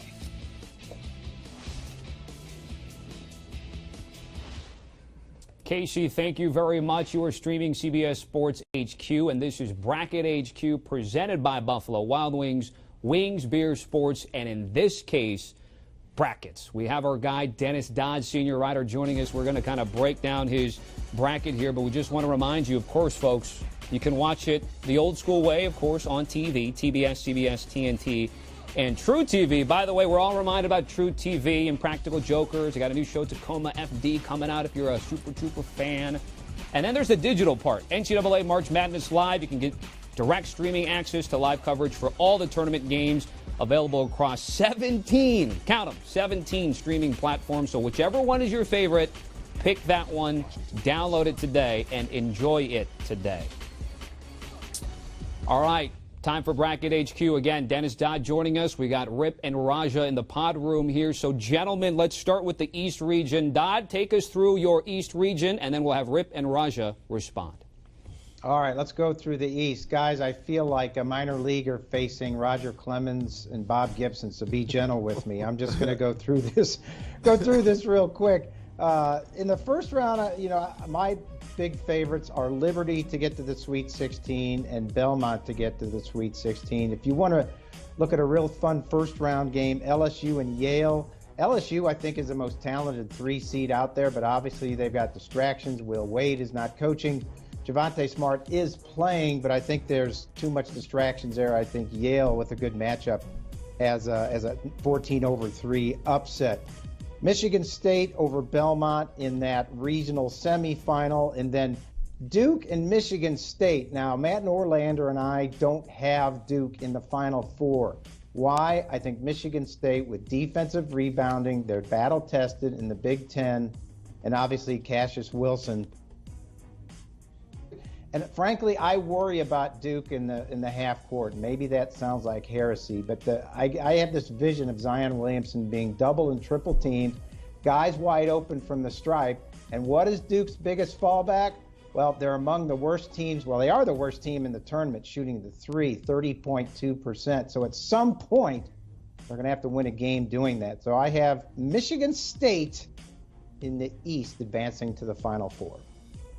Okay. Well, I guess my question first. Allow me, Rip. Can I? Yeah, go ahead. Shoot. Because there's a lot to chew on here. What Liberty? Talk to me about, because I admittedly don't know a whole lot about Liberty, but you have them advancing past some pretty good teams in Mississippi State and Virginia Tech. What about them would have you buying in like that? Well, they shoot the ball well. They've been great defensively this year. And I don't think much of Mississippi State. Some of these picks are like, yeah, well, they're less bad than the other team. And I don't mean that disparagingly about Liberty. And they are a popular pick to get to the Sweet 16. You know, Virginia Tech out of the ACC is a team that could match up with Duke in that regional semifinal. But I do like Liberty. They're an up-and-coming team. Belmont, I love Rick Byrd. I think Rick Byrd is fantastic. I ran into him a few years ago out in Oakland in a first-round site. He just won his first NCAA tournament game after being there forever. It was last night after losing 7 in a row. So I have them going to the Sweet 16 as well. And I'm also looking at this Yale pick. Like, I don't think in my entire life of filling out a bracket I ever picked Yale.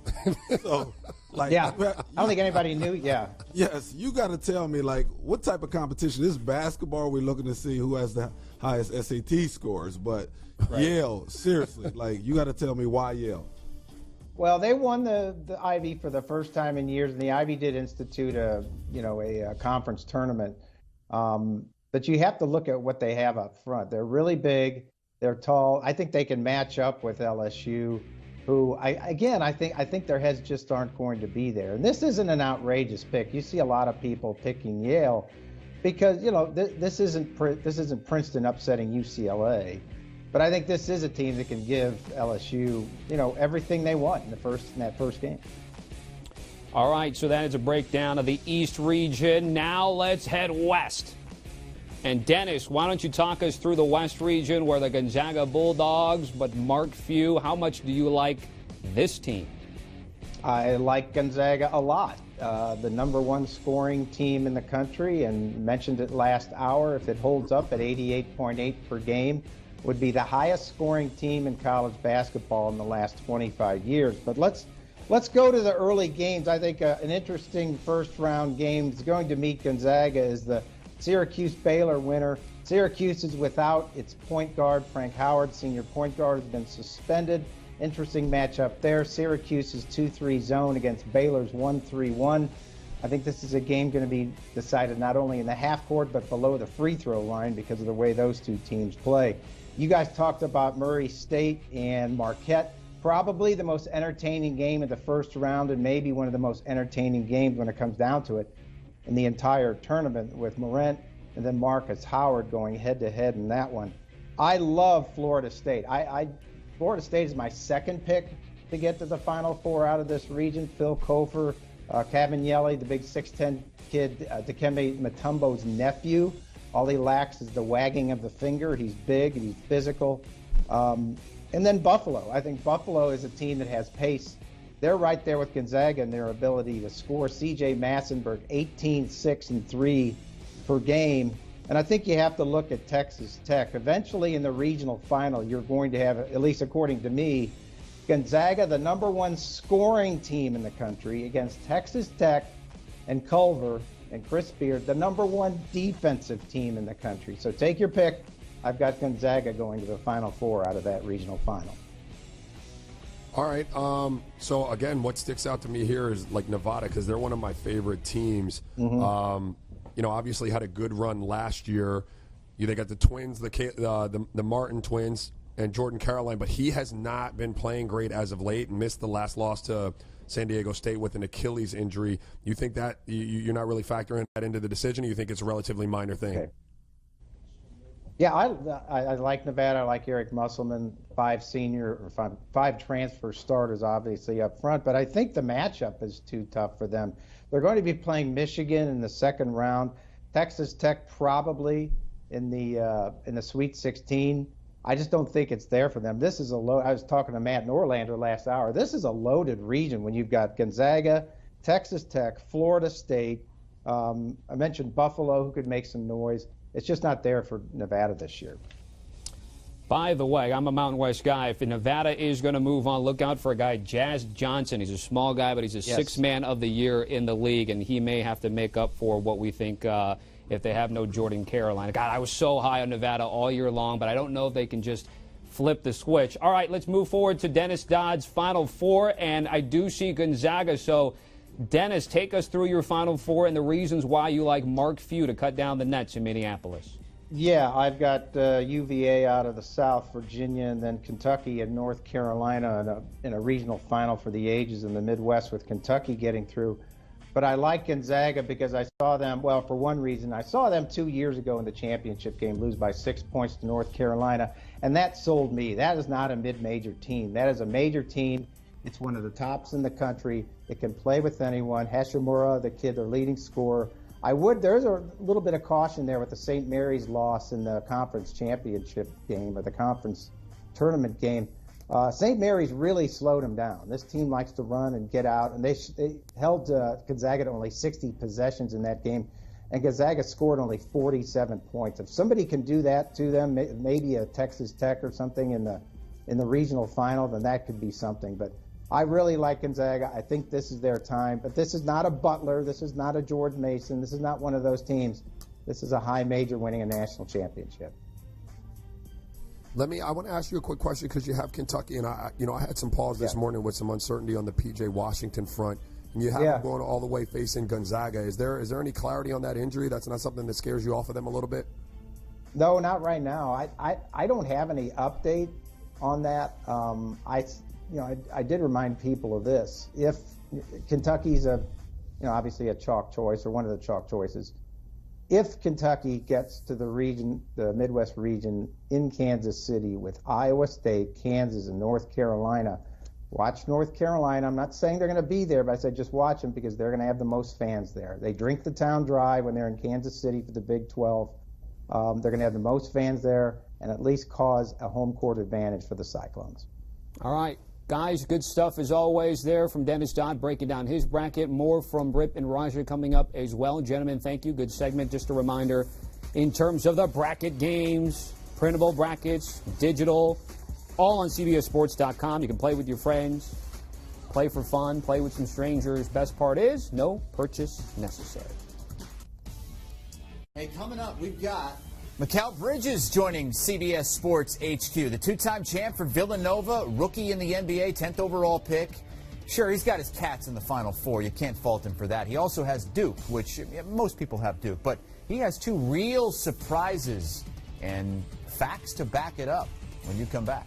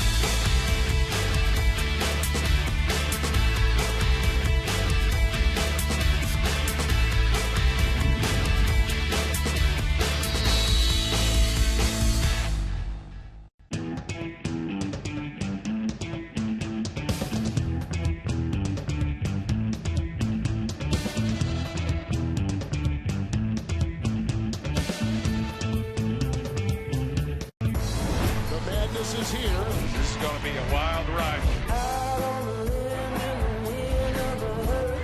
This is the best environment in all of sports.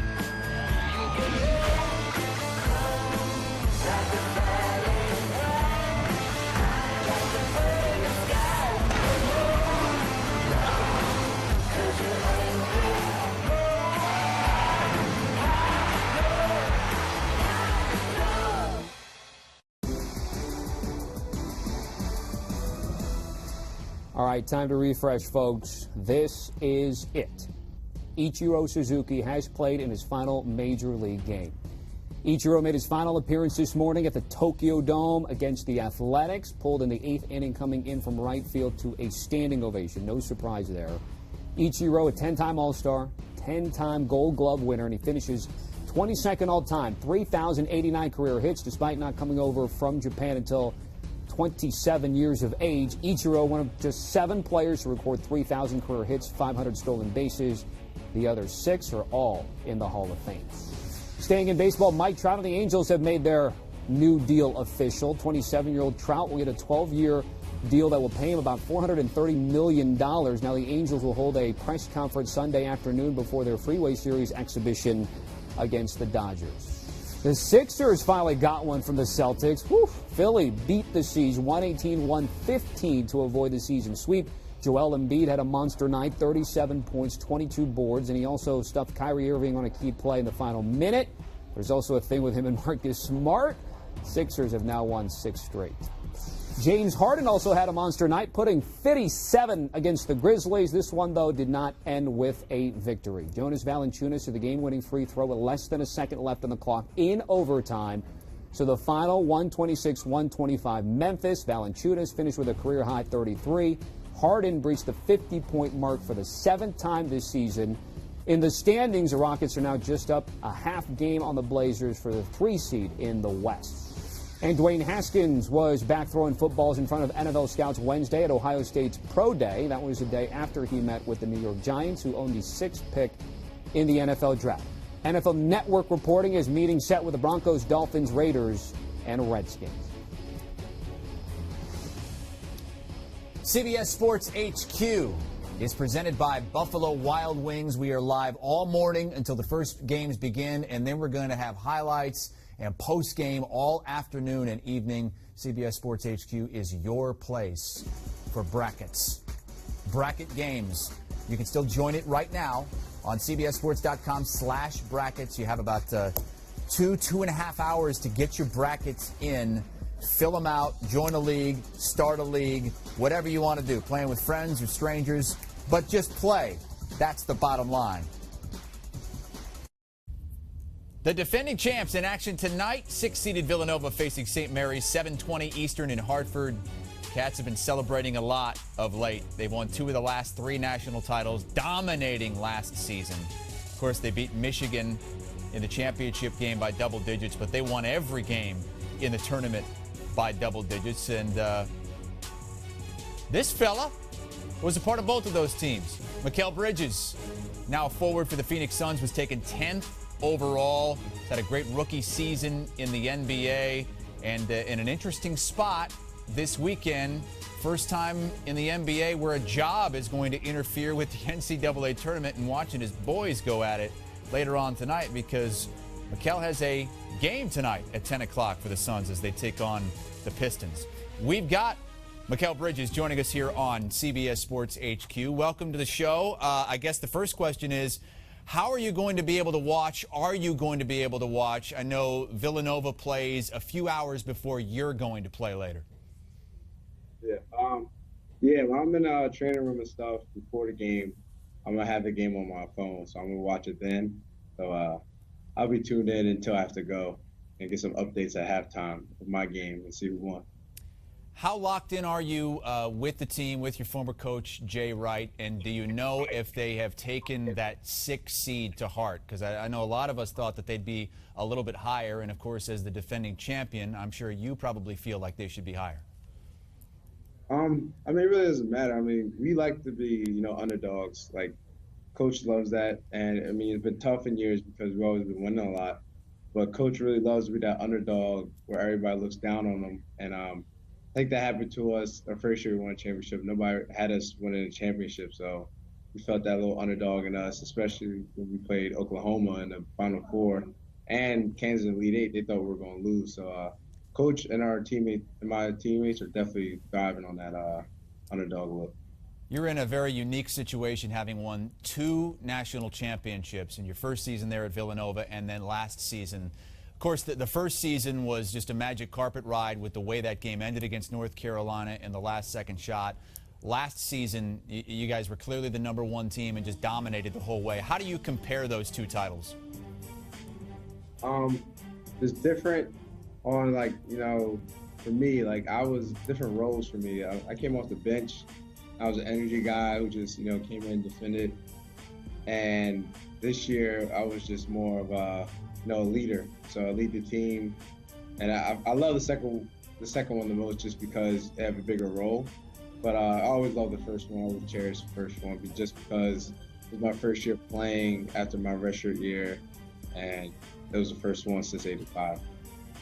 How about this Villanova program as a whole? Because it's different than a lot of the top programs are right now in college basketball, like the Dukes, like the Kentuckys, where there are a ton of one-and-dones in those programs. And you clearly, I mean, you played 3 years there at Villanova, and still you're able to get several years in college and become a lottery draft pick as well. How does the Villanova program and Jay Wright do that?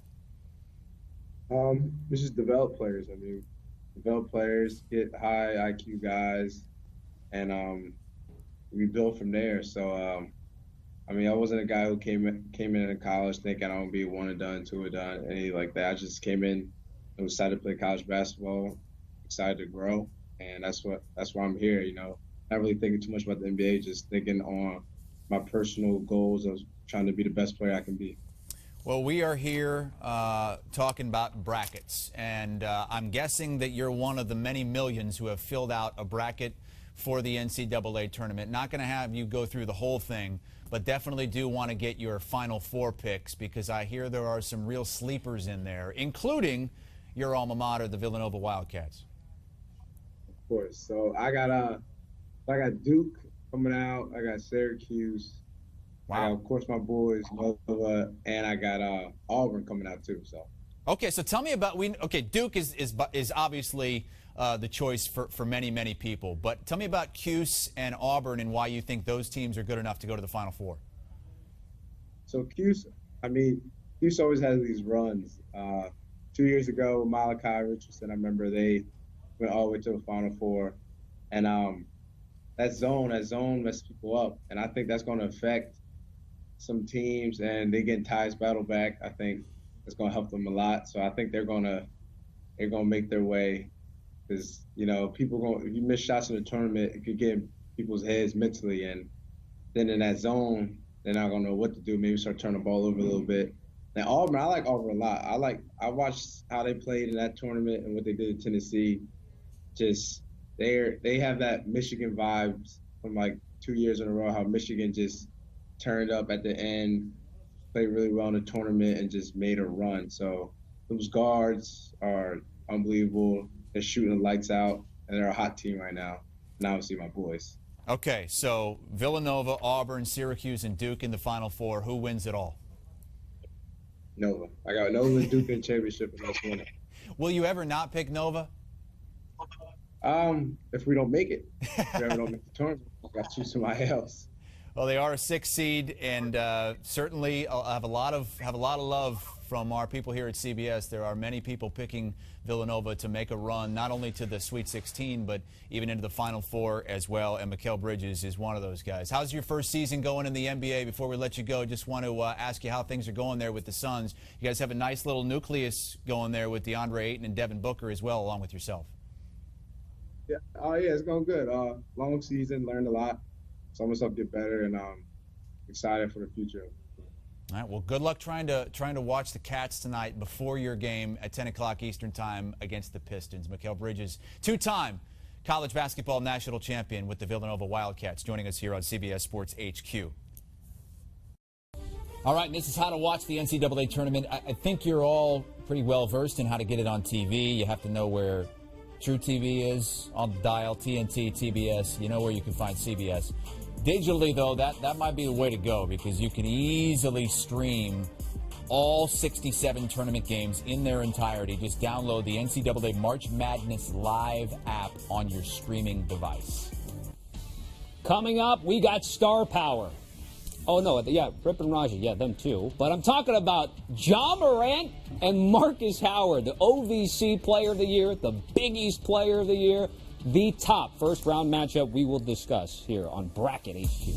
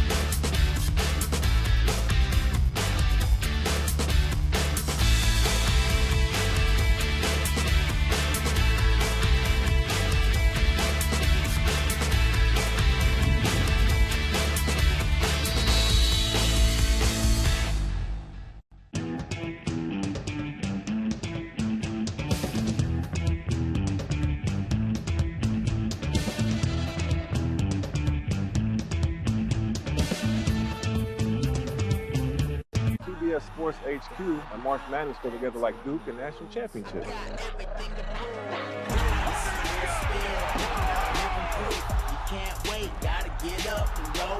You might want to say UConn because we beat y'all in 1999. We can both agree that CBS Sports HQ is the place for you to go for all your March Madness stuff. From filling out your brackets to cutting down the nets. So take it from a couple of champions. CBS Sports HQ is the place you want to go for all your madness.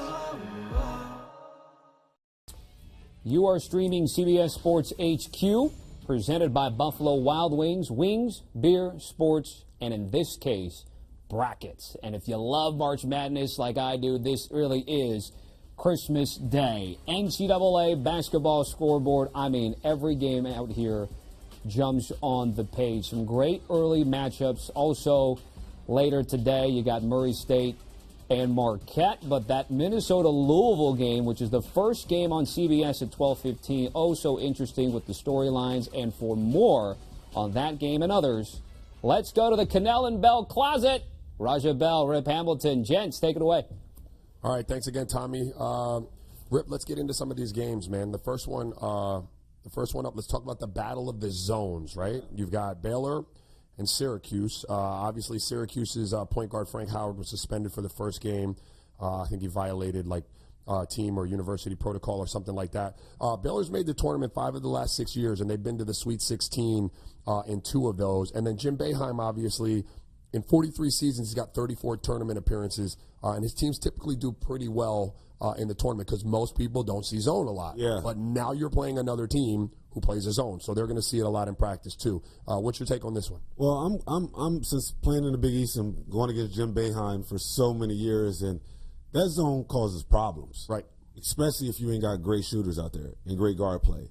And I can't see Baylor getting in transition and trying to get easy buckets. I see Syracuse winning this basketball game. I just think that the way they defend, the way they spread out and recognize where the shooters are at, keeping, the paint locked in, I just feel like Jim Boeheim been here so many times. They're 2-0 against Baylor. I just feel like Syracuse is the team to win. Okay. So Syracuse is the longest, they're the tallest team in the tournament. All of that length would lend itself to being really good out there on the perimeter and affecting shots. An interesting stat that I saw is the Orange are 13-1. Syracuse is 13-1 this season when leading scorer Tyus Battle shoots at least 42% from the field, but they're 6-11 when he shoots 41 or worse. Without their point guard, without Frank Howard, do you worry that some of those offensive weapons for Syracuse, having to create their own shots without the setup guy, might not be able to shoot as good a field goal percentage? Absolutely. Like I said before, your most important position on the floor in the NCAA tournament is that guard. Is your point guard. It's right. your lead guard. I mean, he's the guy that's playing coach on the floor for you. He's the guy to say, all right, you know what, even though how big the stage is, telling everybody, hey, settle down a little bit. Right. And when you're in an NCAA tournament, he needs to play well. He got to get the other guy's shot. And them guys can't create their own shot. And you know how important it is to have a great setup, man. I had Chauncey Billups. I had Khalid El-Amin when I was at UConn. He set me up for 80% of my open opportunities out there on the floor. So I think it's going to be a big adjustment, but I still think Syracuse will go out and get the I tend to agree with you. I'm going to go with the Cuse on that. Let's move on to two teams that don't have a problem with setup, guys. Murray State, a 12 seed, Marquette, a 5 seed. You've got two of the top 10 scorers in D1 this season. Marquette's Markus Howard. He's 6th in the country at 25 points a game. And then obviously John Morant. Everyone knows John Morant. He's 8th in the country at 24.6 points per game. Here's the interesting juxtaposition for me. Markus Howard, 5'11", like 170 pounds. Not your prototypical PG, but gets buckets. Not your NBA prototypical size. Yep. John Morant, big, athletic, 6'3", 180. Murray State's won 11 straight games. 8 of them by double digits, while Marquette is 1-5 in their past 6 games. So you've got a juxtaposition in size at the point guard position. Both guys are going to want to show improve. And then you got one team that's kind of trending in Murray State and one that's kind of slipping a little bit in Marquette. How do you see this playing out? Well, I wish this was like a Sweet 16 matchup. Yeah. Especially when you got two guys that could be like lottery picks, could be, high first-round guys. Right. And this game is probably one of the most exciting games in the first round just because of that alone. And both of them, this is the first time they match up, especially on the highest stage. But Markus Howard, I feel like he is the guy that is probably the best scorer off the bounce in the NCAA tournament right now. The way he gets his shot to get in the pockets of the defense, pull-up game is unstoppable. Even though he's 5'10", he's able to keep defenders off balance. You know who he reminds me of? Keep your thought. Who? One of your UConn alums, Kemba Walker can get to the spot like he's like a walking bucket. Yes, keep you off balance, and he knows how to create space on his shot. So I don't think that'll be a problem with size, especially at the college level. At the NBA level, yeah, maybe. Mm-hmm. But going against John Morant, I think Morant is bigger, more athletic. Hopefully these two guys guard each other. That would be great. But they both don't play defense. Right. That's the knock on both of them. Right. So hopefully on this stage that we'll see them two guys really compete against each other. But I'm going with Murray State. I just think that, going into the tournament, you want to be playing well. Right. With Marquette losing majority of their games, going into the tournament and losing against tournament teams, I just think that, hey, you just don't wake up and just say, all right, I'm going to be ready to play because the tournament's just started today. Yeah, I tend to agree with you. Let's get it back over to Tommy and Chris, and we'll follow up later. Cool. Gents, thank you very much. Guys, friendly reminder, not too late to get in the game. Bracket games. Printable brackets, do it digitally. All that matters is you go to cbssports.com or use the app. You get in, play with some friends. If it's too late, join some strangers. It's all good, and it's all free. All right, we're ready to go.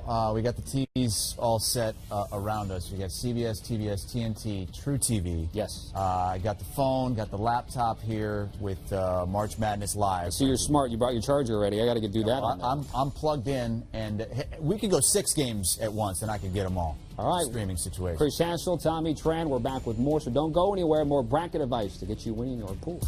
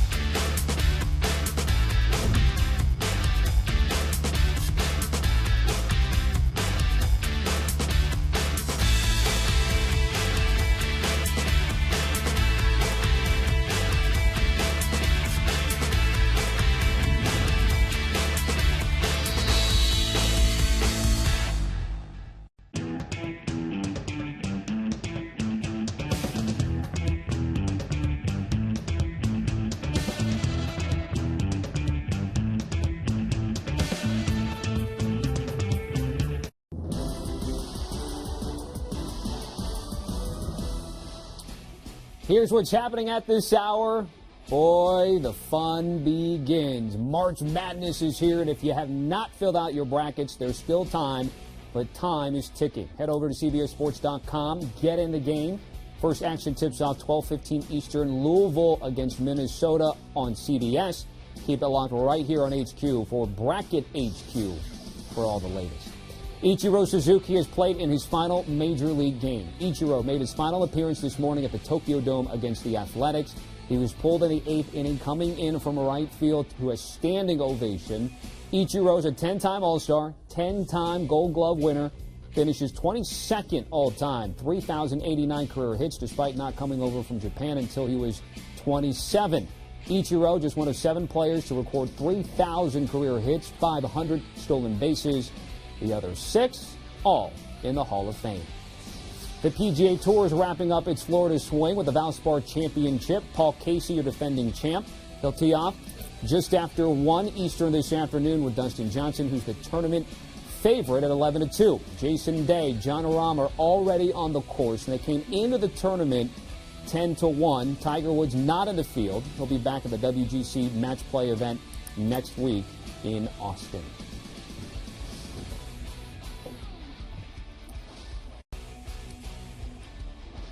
What's good, streaming people? Happy March Madness. Alongside Chris Hassel, I'm Tommy Tran. This is Bracket HQ presented by Citizen. Is that a Citizen? It is a Citizen Echo Drive, folks, and I paid full price for it. Look, we're going to have you covered over the next 60 minutes and then some, getting you ready for the first game between Louisville and Minnesota. By the way, one update from John Calipari in regards to P.J. Washington. Yeah. This is a tweet from Cal, straight from him. Specialist confirmed the original diagnosis, P.J. Washington, a sprained foot, no fracture. Yeah. And once they determined that he was not going to play today, they put him in a hard cast for precautionary reasons. So he is out for the game. Man, that's a tough loss. Abilene Christian, so they probably can still navigate that. The bigger question is perhaps Wofford down the road. And we got to look at line movement as well, because Kentucky was, 22 or so point favorite in that game, so no P.J. Washington there. There's still time for you to change your picks if you want to, or if you haven't filled out your bracket yet, do that.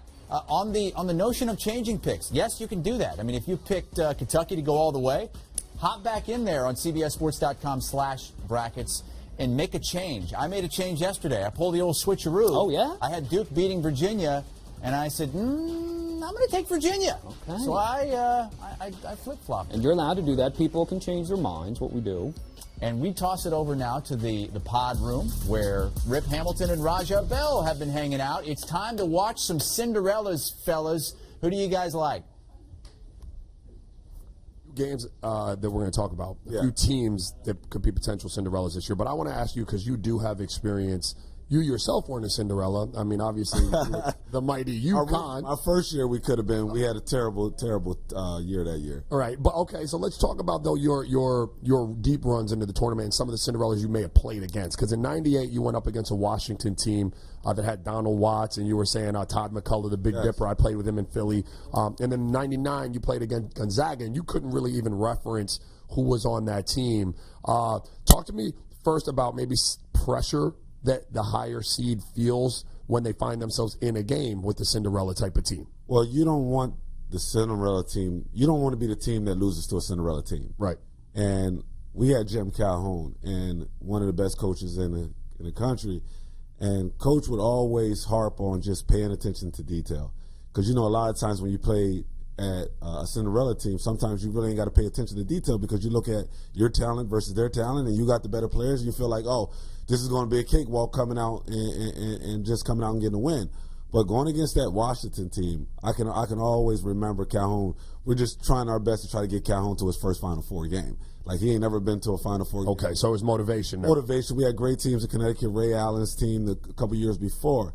And we said to ourselves, like, this is our stage. We don't want to get upset. And we almost did against that Washington team. They came out playing great. They had Tom McCullough. Was that when you hit the shot? That's when I hit the shot, yes. But it was a dogfight. It was grind, because a lot of times you ain't never seen that team before. They were a West Coast team. We're an East Coast team. We never played against them. And the only time you get to scout them is when you know you're going to play them. How much scouting report do you get in a tournament setting like that? How in-depth do you get into what they do? Well, you do. I mean, I think the coaching staff does a great job of, if you're a guard, He gives us a whole packet about this thick about all the guys' tendencies. So you were getting in-depth even at the college level. Absolutely. If you want to win a national championship, you can't go out there and kind of be surprised. Probably why we never made the tournament. I'm saying, I don't know, we didn't get it right. Hey, man, maybe you know. Okay, but it's a situation where you really got to pay attention to detail. You got to take away, the offense, whoever you're playing against, their strengths. And a lot of times, teams don't have enough time to really sit there and focus on other teams, because a lot of times coaches say, all right, you know what, we go out there, we're worried about ourselves, and we'll figure it out and let the chips pretty much fall. Right. But going against that Washington team, we came all the way down to the final shot, which if I would have missed, then we would have been talking about them making a Final Four run. So I just think that the level of competition, especially when you get deeper in the tournament, these Cinderella teams gets momentum and gets fans behind them. Right. Sometimes they just ride that wave. So Yeah. you want to kind of try to take their confidence away, especially early in the game. I got you. So let's talk about a couple teams that might have Cinderella potential this year. You're talking about, first up, you got the Oregon Ducks that stick out to me. Obviously, they lost Bowl earlier in the season, but they've really rebounded nicely. They're 23-12. They've won 8 straight games. Their defense has really keyed that. They've held opponents to 54 points per game along the streak. Do you think that they have potential to be a Cinderella as much as I do? And then what's more important in the tournament, to be hot offensively or to be locked down solid defensively if you're a Cinderella team? To be hot offensively.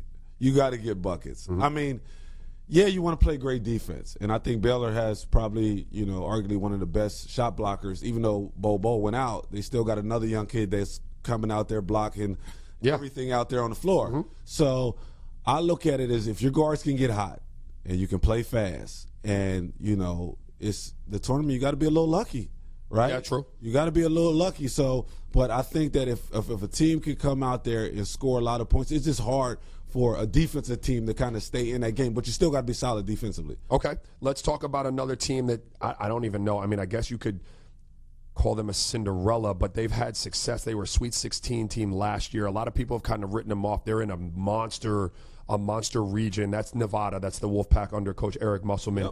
Yep. And they do have a really good mix of older players with some youth. They've got the two Cody and Caleb Martin. The twins are really good. They've got Jordan Caroline. He's like 45 double-doubles the most in Mountain West history. Do you think this team is primed, regardless of the region that they found themselves in, to make another run to maybe Sweet 16? Could they take it a step further with Elite 8 this year, Final Four maybe? I think so, man. I love Nevada. I love, like I said, I'm a guy that loves guards, and with the twins, they've been there before. Right. They're confident. They're flamboyant. They come out with the swag that, they are swagged out. They are dripping. They come out like, hey, you know what? We're going to win this game regardless who we play against.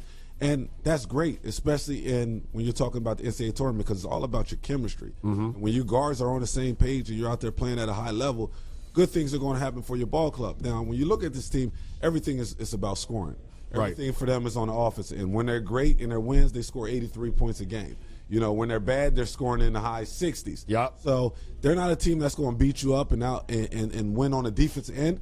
They got to come out here and get buckets. They have to get buckets. I agree with you 100%. And that's my concern with them is, can they be consistent? Because there's a huge disparity between their wins. Even field goal percentage in wins is 48 a game, and in their losses it's 35 a game. So they got to come out and be consistent. But I tend to agree with you. I actually think that despite the region they're in, I think they're going to surprise a lot of people, and they're going to creep their way up maybe to Elite 8 this year. I really love the Martins. I love the veterans on that team, and I do think there's something to be said for having a little bit of swag when you're in a one-and-done scenario. So look out for Nevada. Let's throw that back to Tommy and Chris.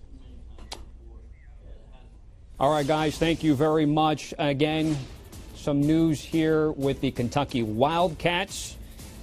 The 2 seed in the Midwest, John Calipari, taken to Twitter, saying that Washington will not be available for their first round game against Abilene Christian. P.J. Washington sprained his foot in that Tennessee game, which was excellent in the SEC semis. He's been in a walking boot since Sunday, not with the team when it arrived at Jacksonville at Veterans Memorial Arena for practice. And again, here's Calipari saying about the sprained foot, no fracture, and once they determined, the Wildcats, that P.J. was not going to play, they put him in a hard cast for precautionary reasons, and he is out for today's game. Yesterday he said that he was going to play. So this is certainly, they must have learned something new, you would think, unless he was posturing yesterday. I don't know if you have the posture against Abilene Christian, but certainly the information you would think the last 24 hours or so would have changed for him to not play in this game.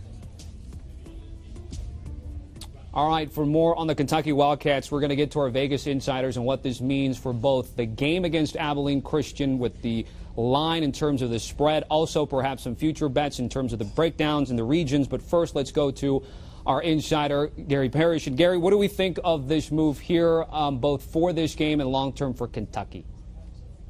Yeah, I think you guys have got it pegged right. It's nonsensical to, on a Wednesday, say that you expect P.J. Washington to play on Thursday, and then on Thursday announce that he's in a hard cast for precautionary reasons, unless you learn something different between Wednesday and Thursday. So this is not good for Kentucky. I don't believe it cost them anything as it relates to playing Abilene Christian. They should be able to get by that, no problem. But eventually, this is a big deal. If we know he's not playing on Thursday. If he doesn't play on Saturday, that's against Wofford or Seton Hall. Seton Hall has already beaten Kentucky once this season. Wofford is a consensus top 25 team. You want to be at full strength if you're playing either of those teams. I don't think this is an issue in the round of 64. But if it's an issue in the round of 32, it very much could be the thing that keeps Kentucky advancing to the second weekend. Gary, you and I both know what P.J. Washington brings to the table, but everybody here is trying to fill out their brackets. A lot of them probably had Kentucky going far.